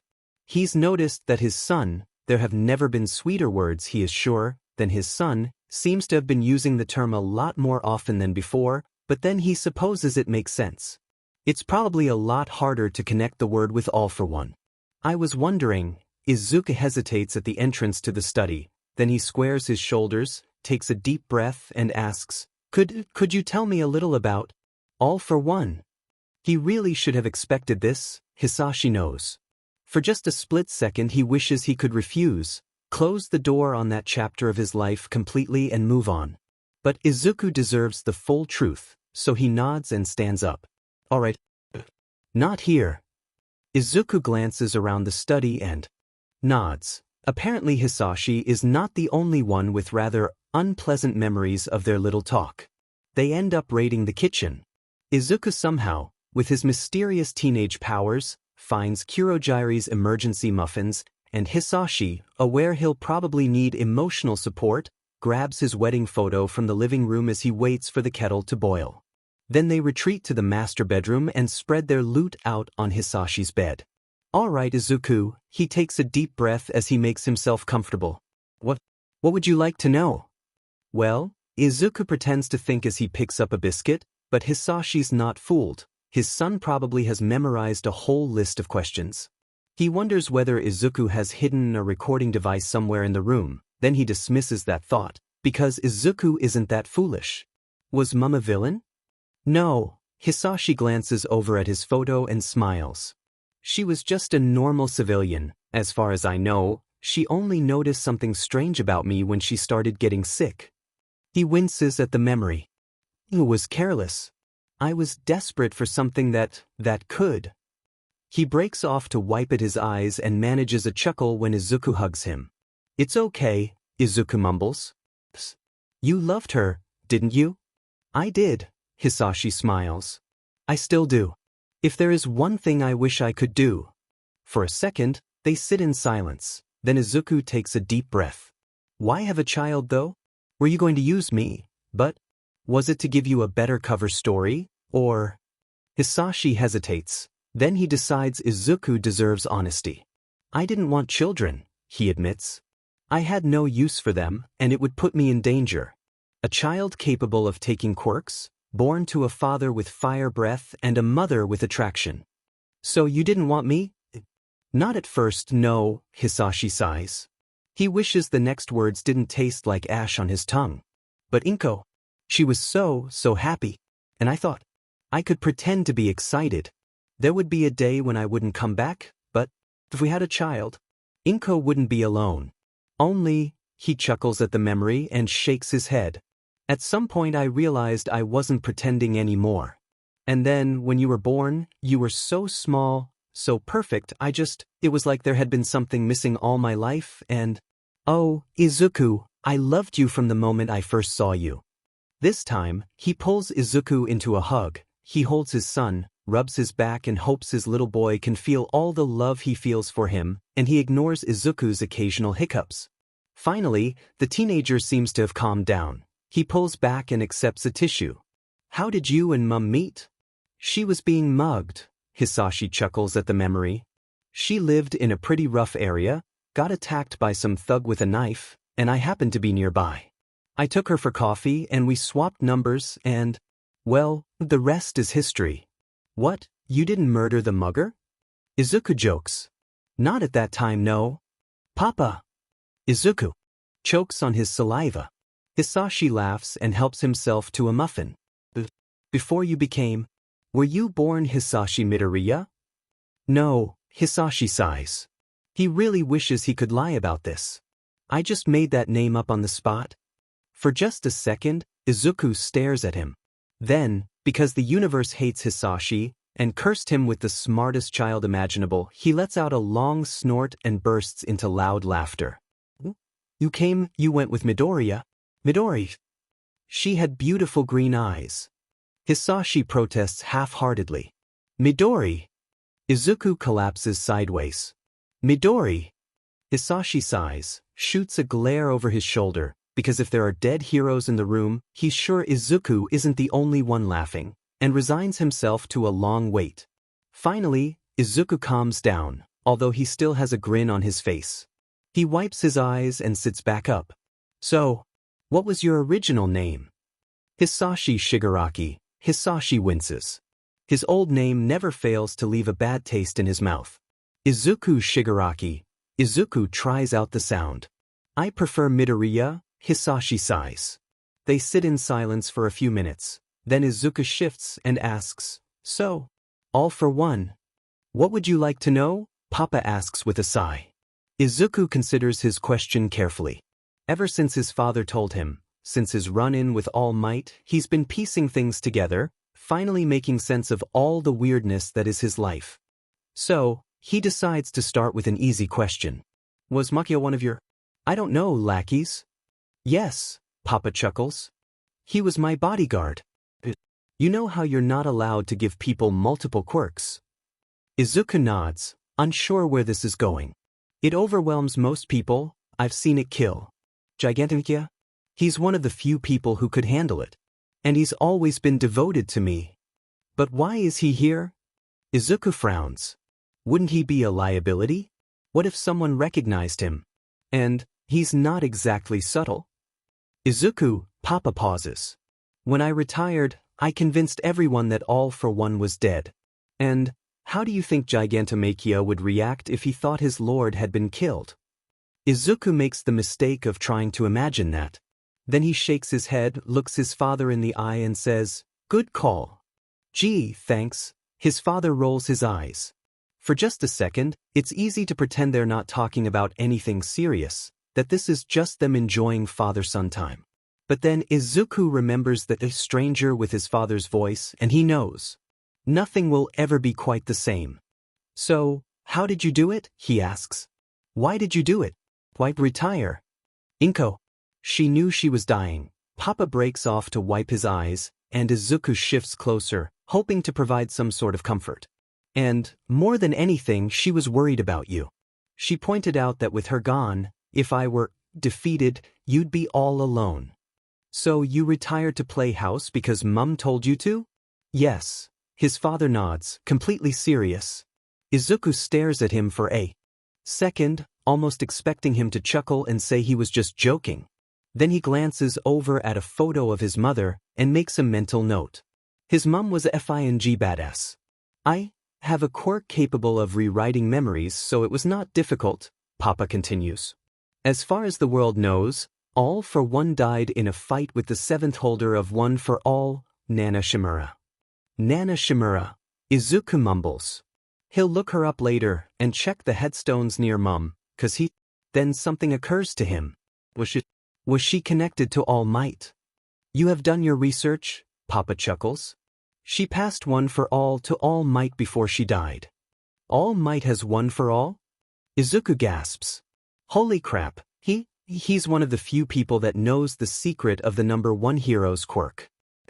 He shakes his head, because he still has questions, and now is not the time to geek out over All Might's quirk. Then he takes a deep breath and asks, "Why is it called that? I mean, All for One, One for All. What's the connection?" The more he pondered it, the more he was sure there had to be a connection, even with the limited information he had. Not just because of the similar names, but also for there to be a quirk All for One can't take. That can't be a simple coincidence. "You're too smart, Izuku," Papa sighs. "It's a long story." "Tell me? Please." "All right, Izuku. I was born before the general public became aware of the existence of quirks. Hell, the term did not exist yet. There were of course people with quirks, but only those born with obvious mutations were noticed, and the government was trying hard to keep them hidden. Some families, they were glad to be rid of those freaks. Others refused to give up their children and went into hiding. Of course I was not aware of all this. I was not even aware I had a quirk. I wouldn't have cared, anyway. I was just a child, and my world revolved around school, my home, and my brother. Yes, Izuku, you had an uncle. His name was Yoshido and I loved him so much. I was older than him, and he was a sickly child. Our father, he was a drunk, and our mother worked long hours, so I cared for Yoshido most of the time. I sang to him, I played with him. He was my world. Our childhood was far from perfect, though, father. He was violent. I shielded Yoshido as much as I could, but I was still a child myself. And then, when I was your age, my mother died, and I couldn't do it anymore. I stuffed some things into my school bag, waited until father was asleep, grabbed Yoshido and left. It's hard to describe what the world had become by then. Society had crumbled. Government was little more than an abstract concept. Those without quirks attacked those with them. Those with quirks attacked those without. Picture the worst scenes from some disaster movie, and amplify them 20 times, that was my reality. I didn't care. Yoshido was safe, and with me, and that was all I needed. I took odd jobs when I could. Got pretty good at shoplifting. I even tutored Yoshito. I didn't need a quirk to be happy, I didn't think I had one. But then, I was on my way home. I'd just gotten paid, I had food, and I'd bought Yoshido a comic book for his birthday. I got ambushed by 3 thugs. They had quirks, they outmatched me. I thought I was going to die. All I could do was lie there and take it, and if I were stronger, I could stop being a victim. If I were stronger, I could protect Yoshido. If I had a quirk, I could fight back. And that's when I discovered I did. When I limped back to our campsite, I had 3 new quirks. Over the next few weeks, I tested my new abilities. I pushed myself. And as I looked around me, I realized I could bring order to the chaos. Because why should people be victimized for something beyond their control? Why force people to live with abilities they did not want? All for one could change all that, could create a new, better Japan. I was something of an idealist when I was younger. So I started planning, started recruiting, finding people that understood my goals, people that wanted to build that new Japan. And I just assumed Yoshito, dear, smart Yoshido, understood too. I didn't notice him drifting away until it was too late. He had no quirk that we knew of, and he did not understand why people would give up their quirks, did not see that to some of them, I was a savior. He just wanted everything to go back to how it had been before. I tried to explain my vision, tried to explain the fear when you are powerless, the desperation that drove people to seek me out, but he wouldn't listen. But he was still my brother, and I still loved him, and I tried to protect him, tried to keep him safe. But finally, I realized I had to let him go. By that time, though, I had enemies, people that would not hesitate to kill him. And Yoshido was so weak. So I gave him a quirk. Nothing dangerous, nothing that could hurt him, but I just wanted my baby brother to be safe. Only he had a quirk too, and they combined and created one for all. And he passed it on to someone, and when this hero came to confront me, I recognized it. Of course I recognized it. And he told me, he told me Yoshito was dead. I defeated him, of course, just like I defeated the 3rd holder and the 4th. But one for all kept being passed on from one hero to the next. And every time I saw it, I couldn't help but think, it wasn't meant for you. After his father stops speaking, Izuku stares at him. Then the man chokes back a sob, and he breaks out of his stupor. He immediately hugs Papa, trying to provide comfort, even as his mind goes into overdrive. You know, you're so like Yoshito. Papa chuckles as he frees his arm and reaches over for his wedding photo. He loved superheroes. We'd curl up in bed together, and I'd read him comics. Izuku watches, confused as his father opens up the back of the photo frame. Then his eyes widen and he leans forward, eager, because the man has pulled out a small picture. He doesn't recognize the 2 boys, of course, but it's easy to guess who they are. Yoshito is a small, scrawny boy with long white hair and a kind smile, and next to him, Izuku chokes back a sob and scrambles off the bed. Izuku, he hears his father call after him, a note of fear in his voice, but he doesn't stop, doesn't slow down because Papa will understand. The photo is in its usual place on Izuku's desk. He grabs it and almost trips as he runs back to the master bedroom. Look, he laughs as he shoves the picture at his father. Look. Papa half laughs, half sobs as he takes the frame and places it side to side with the old photo. Put together, the likeness is unmistakable.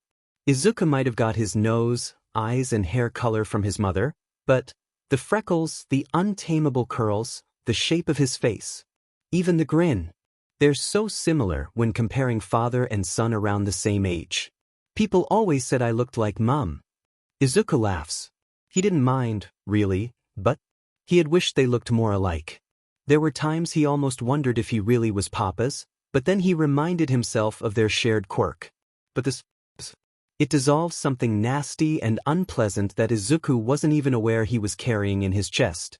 Thank God you didn't get my nose. It's not that bad. It's massive. Papa shifts his face back to his original features, and Izuku can't help but wince, because it is unfortunate. But he also takes the opportunity to examine his father's face, trying to imagine what he'll look like when he's older. No, Izuku, you got the best features of us all, Yoshido's idealism, my freckles and Inko's. Inko's everything else. You've got lots of good features. Name 3. Notes. Oh, you poor dear. Inko sniffs. Come on, Yoshido, family hug. But, Yoshido. I kind of headcanon Izuku looks similar to Hisashi's true face. And therefore he probably had a few issues growing up, because he couldn't find much of a resemblance between his papa and himself. About Midori, if I'm correct, it means green. And I just have this image of a smitten all-for-one just making the name up on the spot so Inko won't think he's a complete dork. She still did. And then he had a bit of a panic, trying to get all the paperwork together and come up with a believable cover story. This was so much fun to write. I tried to keep it as similar to the manga as I could, but, well, I need Hisashi to still be sympathetic. Plus he is telling the story to his son. Also, I got the name Yoshido from Malu's intersection point because I could not think of a better one. And special mention has to go to Thefrutlupchan, whose comics influenced a lot of how I picture the relationship between AFO and his brother, particularly of heroes and brothers. Thank you for all the comments and kudos. Chapter 42, True Friends Support Each. Summary. Izuku struggles with not being able to tell his friends about All for One. Then a weird sludge thing happens. Izuku aged 14. Notes. See the end of the chapter for notes. Young man, are you aware loitering is a crime?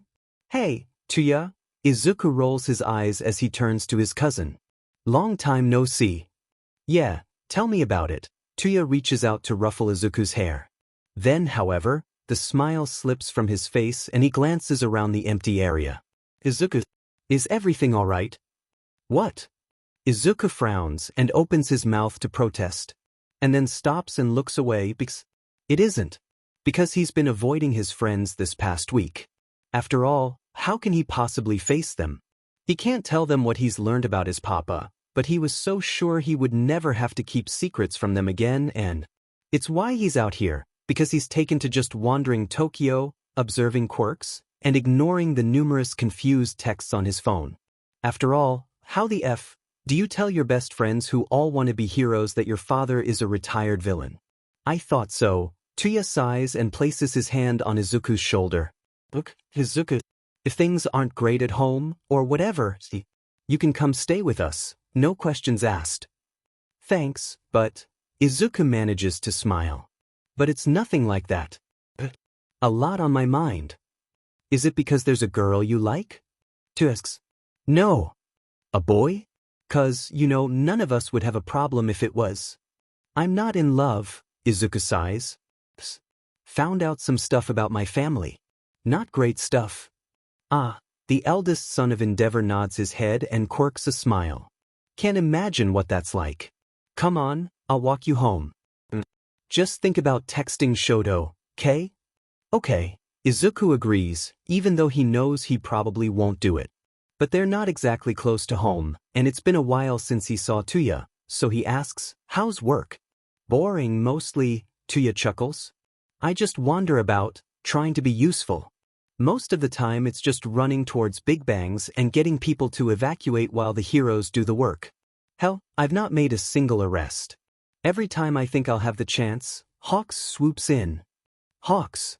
Izuku perks up at the mention of the popular hero. Then something occurs to him. Wait, isn't he based in Fukuoka? I know. Tuya exclaims. But apparently he keeps having to come up to Tokyo. Although at least he buys me coffee. Maybe he has a crush on you? Right? Tuya rolls his eyes.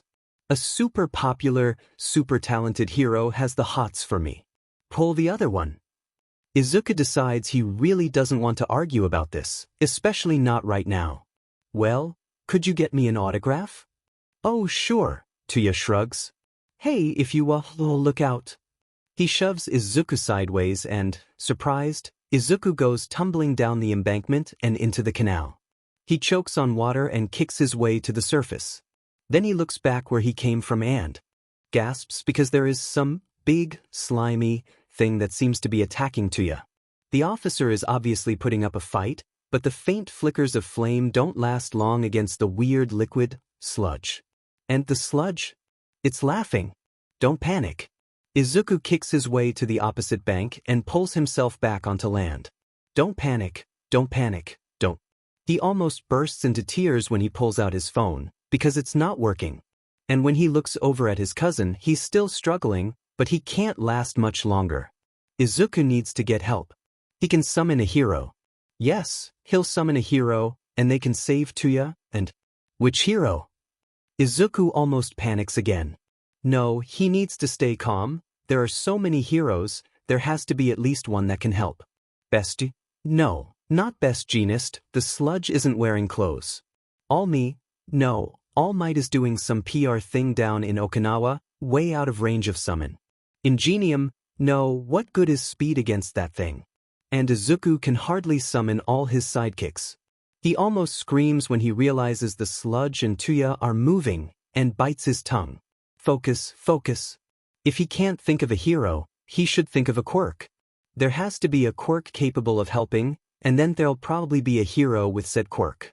But his mind keeps drawing a blank, and Izuku curses and starts running towards a bridge, because if there isn't a hero that can help, then he has to do something himself. If he uses his quirk, then maybe. He almost trips as an idea occurs to him. Maybe he doesn't need one quirk. Maybe he needs 4. He grits his teeth and activates summon, praying that this will work, that they'll still trust him. What the? Hitoshi gasps as he materializes. Izuku. Tenya looks around, confused, his pen still in his hand. Shoto doesn't say anything, just hurriedly buckles his belt, his face beet red.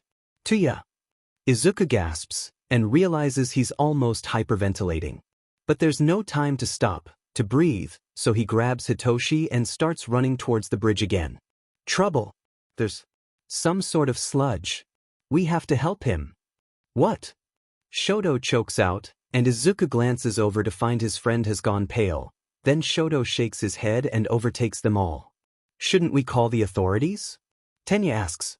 There's a loud explosion up ahead. I think they already know. Hitoshi yells. Izuku pushes himself. He can see Shoto just ahead, and part of him feels terrible for his friend. The other, however, is already planning. Because he knows his friend's quirks as well as All for One, and he can work with them. He can use them. He can save too. But if it's not too late. Tuya.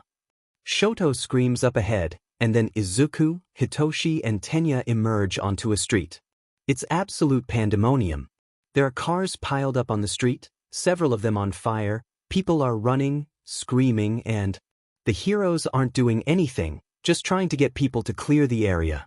Shoto is struggling against death arms, desperate to get to his brother, and there in the middle of the street is Tuya, still fighting, still struggling, desperate to breathe, and none of the heroes. Why aren't they saving him? Come on.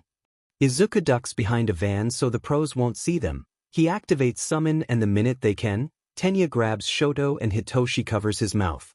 Please tell me you have a plan, Hitoshi gasps, wide-eyed. Plan? Yes, plan. Izuku needs a plan. Tenya, get as far from here as you can, he tells his best friend. He almost cries because, despite everything, despite not speaking for a week for no apparent reason, Tenya just nods and takes off.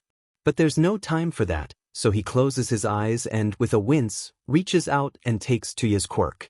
It's the right thing to do because his cousin could hurt someone, and he'd absolutely hate that, but Izuku still feels so incredibly dirty.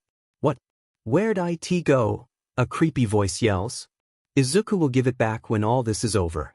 There is no other option. He is not keeping Tuya's quirk. Hitoshi, I need you to get that sludge away from his mouth, he tells his friend.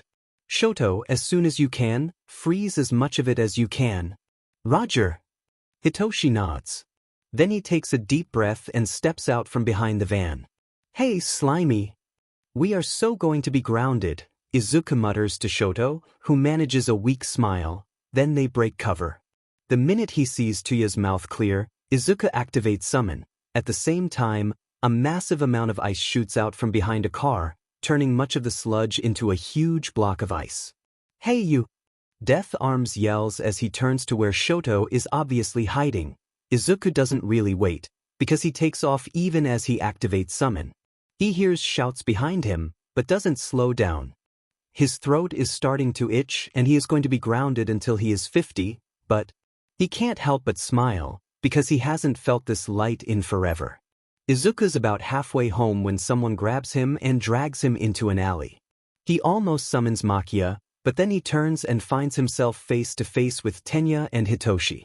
Shoto has gone to the police station with Tuya. Tenya informs him even as Hitoshi passes him a bottle of tea. We should all expect to be contacted within the next day to provide statements. I'll get Papa to call his lawyers, Izuku winces. But no one else was doing anything, and we only used our quirks because we were afraid for Tuya's life, and we left immediately after, so we should get off with a warning. His friends exchange glances and Izuku feels his stomach drop. Of course he knows he needs to talk to them, but how the f should he even begin? He isn't ready to tell them about All for One. He's almost desperate enough to use Summon to buy himself a few more hours. No, Izuku, that is not the appropriate response. He is going to be a hero, so he needs to be brave and tell his friends, and you're hiding something, Hitoshi states firmly. Izuku whimpers. Izuku, we are your friends, Tenya reminds him. And this past week, we have missed you. I'm sorry, Izuku sniffs. Because he missed them too, and he wants them to still be his friends, but he isn't ready, he can't tell them, and what if they hate him? What if they hate him for keeping secrets and ignoring them and… It's okay, Hitoshi suddenly hugs him. Whatever it is, we don't care. We will wait until you're ready, Tenya joins in. Just like with your quirk. But please do not pull away. Izuku would like it noted he has the best friends in the universe. Oh, and his tears are completely justified. Notes. Yes, Hawks does in fact have a crush on Tuya. Unfortunately, the first time they met, he went with the pickup line. Oh, wow, you're even hotter than Endeavor's flames. Thanks for all the comments and kudos. Stay safe. Chapter 43, Prioritize. Summary. It's time for the UA entrance exam. Izuku aged 15. Notes. See the end of the chapter for notes. What do you mean you're not coming? I'm not coming? Hitoshi retorts. You know, not coming? If I say it in English, would you understand? Yes, but… It's UA. Izuku exclaims, ignoring the numerous odd looks he's getting from the other applicants. You have to come. The silence on the other end of the phone speaks volumes. Izuku can practically hear the eye roll. Hitoshi. Look, Izuku, Hitoshi sighs, and Izuku snaps his jaw shut. Because he knows that tone. Hitoshi is about to make himself vulnerable, and that is something he only does around a select few people. Not even Tenya or Shoto can claim that honor. We know, my quirk's not flashy or destructive. There is no way for me to pass using brainwashing, and I want. If I get into the hero course, I want to do it using my quirk. So, I'm not coming. 'Cause there's no point bringing myself down with nothing to show for it. I'll work hard, and I'll just have to do my best at the sports festival. Alright, fine, Izuku grumbles. But you're winning the sports festival, even if I have to fight for… Wait, that won't work. Thanks, Izuku, Hitoshi chuckles. Good luck. For just a split second after hanging up, Izuku smiles. Then he makes the mistake of looking up at UA. And the panic comes flooding back. Holy shit, this is a terrible idea. He's primarily a strategist, and the quirk he's planning to use is still fairly new to him. And besides, he's the son of a villain. Surely UA can tell, somehow, maybe through DNA or something. He can't do this, he's going to be sick, and what if he forgot something and… Izuku, a familiar voice exclaims, and strangely enough, seeing Tenya's frowning face helps Izuku remember to breathe. It is most irresponsible, are you alright? No, Izuku gasps as he attracts his phone into his other hand. And back to the first hand, and over again, the repetitive motion and the comfort that his mum's quirk provides help calm him down. And, like the wonderful friend he is, Tenya does not comment. He simply falls into step next to Izuku and launches into a comforting tirade. Shoto arrived only 5 minutes ago. It is most irresponsible of you both to arrive so close to the beginning of the exam. Anything could have happened to delay you. I called you, of course, but you did not respond. Is your phone battery dead? If you need to recharge it, I made sure to pack the appropriate lead. And, should you need it, I also brought a second pencil case. Did you remember to go to sleep early last night? Because you appear tired. Perhaps you should look into replacing your mattress. I have heard that an uncomfortable mattress can lead to disturbed sleep. I hope you remembered to eat breakfast, but if needed, I brought a few energy bars. I am afraid they are not the most nutritious, but... Tenya, Izuku interrupts his best friend as they file into the large auditorium. I love you, but you can shut up now. And Kurogyri made muffins. Tenya huffs, but the small smile on his face makes it clear he isn't offended. They head to their seats, and Izuku lets out a relieved laugh when they realize they're sitting next to each other. He twists in his chair and spots Shoto a few rows back, his hair dyed white. He elbows Tenya and they both wave to their friend, who smiles and raises his hand in acknowledgement. Then Izuku recognizes the teenager sitting next to him and smiles at Bakugo. Bakugo scoffs and turns his head. Izuku just shrugs it off because the boy is probably just nervous. And he is too, although weirdly enough, even as the lights go off, his anxiety is nowhere near as bad as before. He supposes sitting next to his best friend helps. Hello everybody. Present Mike emerges from backstage and takes his place on the podium. Welcome to today's live performance. Everybody say hey. Hey. Izuku laughs. Hey. Shoto calls out. Everyone else twists to stare at them. Thank you, my dear listeners. Present Mike beams. I'm here to present the guidelines of your practical. Are you ready? Yay. Yes. Yeah. Please stop, Tenya groans as he hides his face in his hands. Izuku just treats him to a beaming smile and settles in. He doesn't need Present Mike to explain how the exam will go. He's familiarized himself with the details and might have seen a few videos of it. Apparently, his father just happened to be visiting UA the year before during the entrance exam and got lost on his way out, and somehow acquired recorded footage of 2 of the test areas. Izuku is not going to consider the legalities of that, especially since it was very helpful.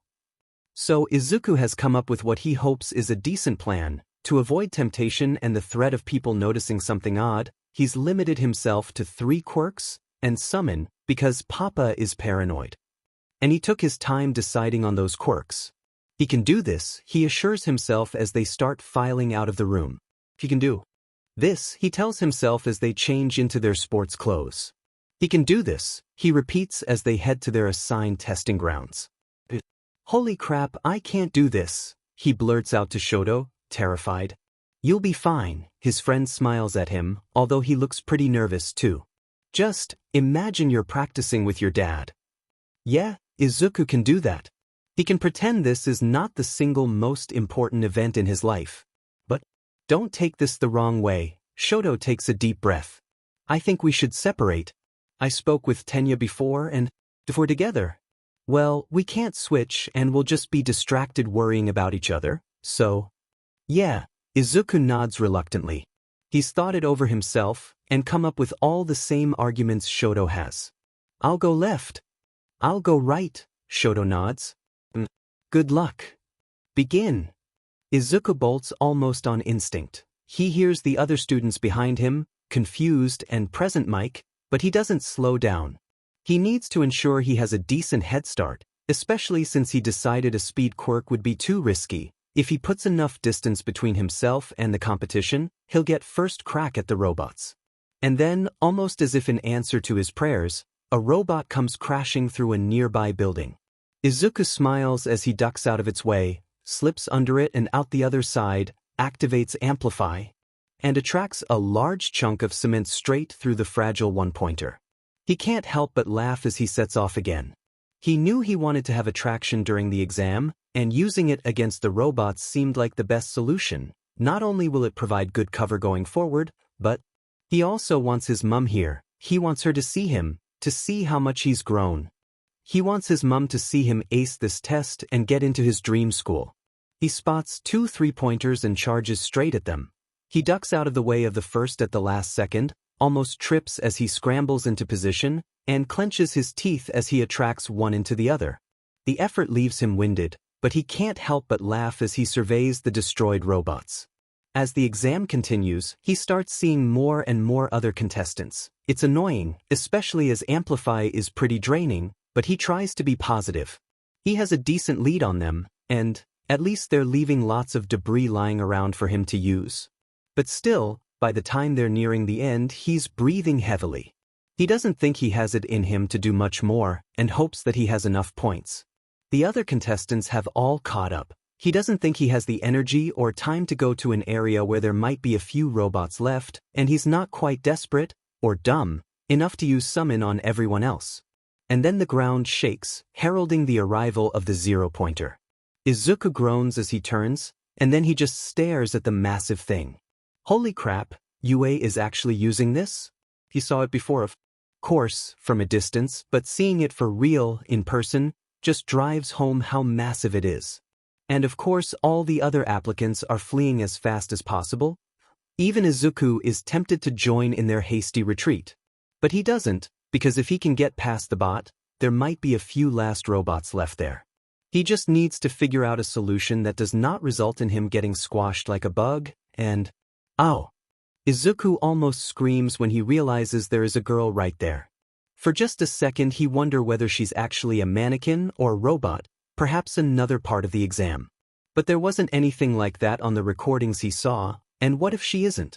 What if she's just a person in danger? What if Yue doesn't know she's right in the path of the massive robot?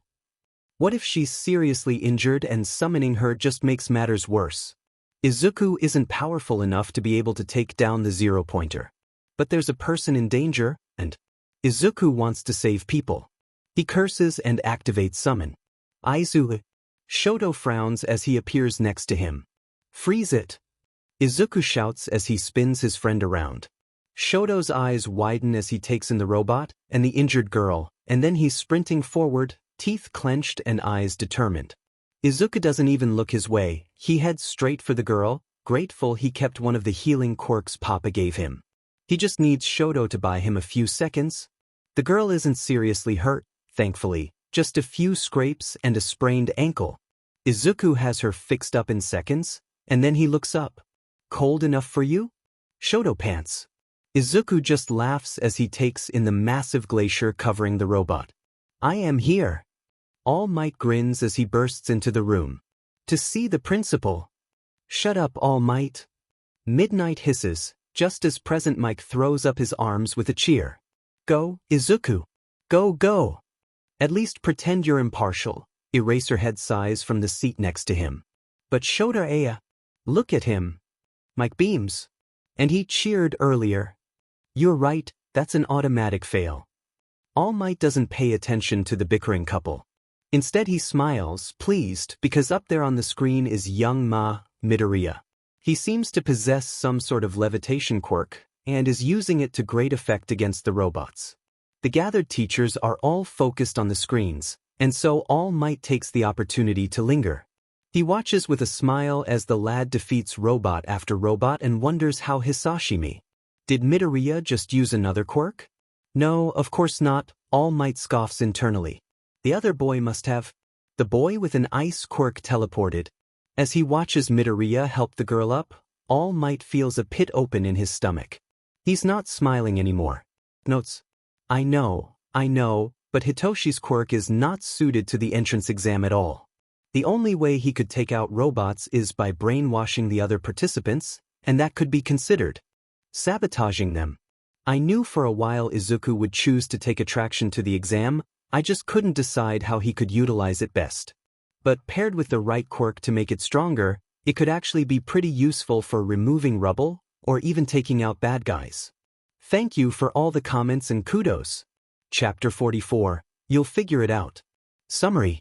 The boys get their acceptance letters. Izuku aged 15. Notes. See the end of the chapter for notes. It's here. Tensei grins as he holds out the envelope and waits. And waits. Tenya, are you all right? He asks his brother. The teenager has not moved from his seat at the dining table and seems to be watching him, almost with fear. Of course. Tenya nods, but doesn't move from his chair. Tensei frowns as he stares at his brother and his brother stares back. He suspects he might know what the problem is, but he isn't entirely sure how to approach it. But then he reminds himself that he is duty-bound to help. He is Tenya's older brother and a successful pro-hero. And when it comes to figuring things out, he's learned from the best. Come on, he grins and motions for Tenya to follow him to the living room. And, true to form, although reluctant, his brother does not run away. Tensei sighs as he settles on the sofa, and, for a minute he just stares at his baby brother. Because he can remember when he was Tenya's age, and so incredibly excited at the prospect of a younger sibling. And he remembers getting woken up in the middle of the night, and that mad rush to the hospital. And, above everything else, he remembers holding a tiny, rather red Tenya for the very first time. And crying. His parents never let him forget that he burst into tears the minute Tenya opened his perfect little eyes to look at him. Which was not a smart move, because then Tenya started crying, and Tensei almost had a panic attack because he thought he'd hurt his baby brother. His mother still laughs about it. But now his baby brother isn't a baby anymore. However, now is not the time to get teary-eyed. He ruthlessly steels himself. He has a mission which he will complete successfully. And then he will go grab the family album and marvel at how adorable his brother was. It's normal to be nervous, Tensei assures his brother. But I'm sure you did fine. I suppose, Tenya shrugs. Then he hesitates and asks quietly, what if I didn't? Then there's Shiketsu, Tensei shrugs. Or Ketsubutsu. Or Seijin. Yui isn't the only school out there. Won't you be disappointed? Is that what this is about? Tensei snorts. Yeah, we'd be sad, but it's not the end of the world. We'll get over it. And we'll all still love you just as much.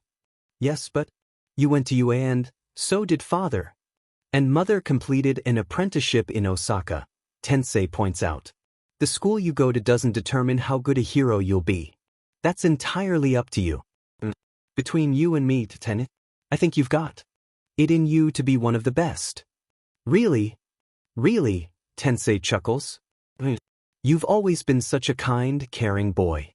You worry about the rules a little too much, but you can work on that. But you're also smart and generous and you're brave, Tenya, probably braver than me. You don't shy away just because something might be difficult. You try to do your best, and that is something more heroes need to understand. But how can you know? Tenya frowns. Because I've seen it, his brother just shrugs. When you were 4, Mother decided we needed to explain to you what happened to Izuku's mum. I wasn't sure how to explain it, or even if you really understood, but it didn't matter. Because you were only really worried about Izuku and... But that was simply my duty as Izuku's friend, Tenya points out. There is nothing special about that. Tenya, you didn't even understand what death is, Tensei chuckles. But you cared about him. You wanted to help him. You tried, and that's what's so important about being a hero. And you were a hero. You were Uncle Hisashi's hero, you were my hero. And I'm pretty sure you were Izuku's hero. You were there when he needed it most, even though you barely knew each other. You've not changed, Tenya. You care about people, and that's not something they can teach you in school. So, whichever school you go to won't matter. You'll still be my hero. Tenya manages a watery smile. Then he takes a deep breath and reaches for the envelope. I can't hear anything. Is that bad? You can't hear anything because you keep whispering. Both of you shut up. There have been many moments over the years that have made Rei so proud of her children, but right now she really wishes they were better at eavesdropping. What if he's fainted? What if he's had a heart attack? Oh, for goodness sake, The bathroom door suddenly opens, sending all four of them tumbling to the floor. Rei feels a brief twinge of sympathy for Natsuo, who ends up on the bottom, but there are more important matters at hand. Seriously? Shoto asks them with a sigh, although Rei is fairly certain there's a hint of amusement in his eyes. Besides, it would be rather hypocritical of him to expect otherwise. Rei can't help but remember Shoto and Natsuo almost tackling the postman for Fuyumi's acceptance letter. Well? Fuyumi asks, clearly unconcerned by her brother's censure. Did you get in? How did it go, darling? I can't breathe. Shoto stares down at them stoically for a few seconds. Then he grins. I'm in. Oh my gosh. Fuyumi shrieks and scrambles up to hug her brother. Oh, darling. Rei laughs and wipes at her eyes as Tuya helps her up. Congratulations. My baby brother's going to be a hero. Sweet oxygen. The minute Fuyumi lets Shoto go, Rei embraces her youngest son. Then Tuya commandeers the team. Even Natsuo laughs and ruffles Shoto's hair. My baby brother's going to save people. Tuya sniffs and grabs a few tissues from his mother. I'm so proud of you, Shoto. Rei wishes she could take a picture of Shoto's face. Because the joy in his eyes. It just reminds her of why she has no regrets. And any time she has a moment of doubt, she just has to remember moments like this. Remember how Tuya had to struggle to hold back tears as they posed for a family photo at his graduation, Hisashi's hand on his shoulder. Remember Fuyumi proudly informing them that she had been given a full scholarship to university. Remember Natsuo's joy when he arrived home to find his siblings busy decorating a 4-tiered cake just for him. And now remember Shoto's face. Hey, imagine what your class will say. Natsuo laughs. You'll be the coolest teacher in the school, Fuyumi. I can be perfectly cool on my own, Fuyumi sniffs. And, Tuya, don't you have a shift soon? Oh crap, you're right, Tuya gasps. Then he grins. Oh my gosh, wait until the guys at the station hear. Hey, when I get home we should celebrate. Right, Shoto sighs. Tuya's phone rings. Oh, it's Hawks, the policeman exclaims as he grabs his backpack. He flashes his family another grin as he answers. Hawks, guess what? My baby brother is going to UA. Shoto groans. No, Shoto's 15. Natsuo pats Shoto on the back as he buries his face in his hands. By the way, how did you get my number? Tuya frowns. He waves at his family one last time, and then hurries out of the apartment, and Rei wonders idly whether Hawks is a Then she decides that he is probably just incredibly intelligent and realized early on that her eldest is a kind, caring individual. And he will never find anyone better than Tuya, so he can't help but keep trying. After all, everyone has a few character flaws. Tuya's is his low self-esteem. Hawks is probably making terrible choices in regards to pick-up lines. My professional reputation is ruined, isn't it? Shoto asks. Well, I am sure. Rei trails off as she turns back to her youngest son. How about I make us all a nice cup of tea? Shoto gives her a look of absolute betrayal. Chin up, Shoto. Natsuo comes to the rescue. I'm sure you'll only have to save Tokyo a few dozen times before the police forget they've seen your baby photos. Oh God! Izuku! It's here! Kurogyari calls from the front door. Hisashi does not say anything as both Izuku and Gigantomachia come thundering down the stairs. He just watches with a smile as his son takes the envelope. He does frown when he sees Izuku hurry over to grab his shoes. Where are you going? He asks as Izuku pulls on those red monstrosities. He has learned, over the years, to pick his battles wisely. He could have sworn Izuku's first action would be to rip the envelope to shreds. He also ruthlessly squashes the feeling of hurt that his son might want to tell his friends the news first, rather than his father. Oh, Izuku flushes. I thought I'd open it with Mum. Want her to be the first to know. Hisashi freezes. The realization hits him with the force of a speeding train, that the person in front of him, this is no longer the timid boy that suffered bullying in silence, who cried when he got his quirk because he thought his papa would be mad.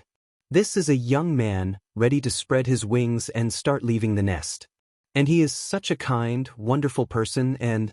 Hisashi doesn't know how it is possible they are related, how he did not warp him, did not screw him up in every possible way. Papa? He feels Izuku wrap his arms around him and, when did his son get so tall? Do you want to come with me? Yes, Hisashi chokes out. He hastily wipes the tears from his eyes and nods. Yes. Kurogyri warps them to the cemetery entrance, and the two of them quietly make their way through the rows of graves to the now familiar spot.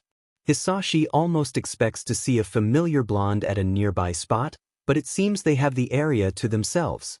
Hey, Mum, Izuku smiles as he stops. Grandpa.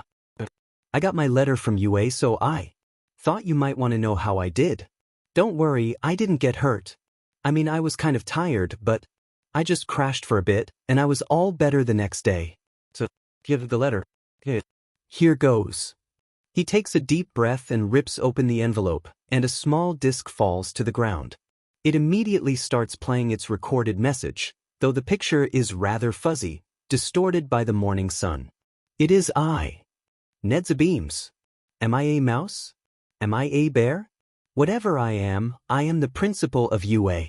And I am overjoyed to be able to say, welcome. Izuku chokes back a sob, and even Hisashi has to wipe back tears.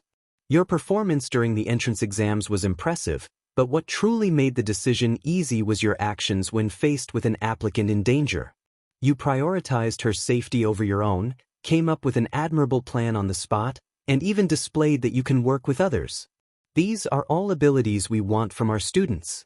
And so, Izuku Midoriya, on top of your villain-based points, you were also awarded 45 rescue points. Because I am sure you have guessed by now, we do not simply look for sheer strength during the entrance exam. We are a school for heroes, after all, and the first duty of a hero is to save people. So, congratulations, Izuku Midoriya, you are now a student at UA High School. The recording ends, and Izuku laughs even as tears stream down his face, and, by the way, Nedzu appears again.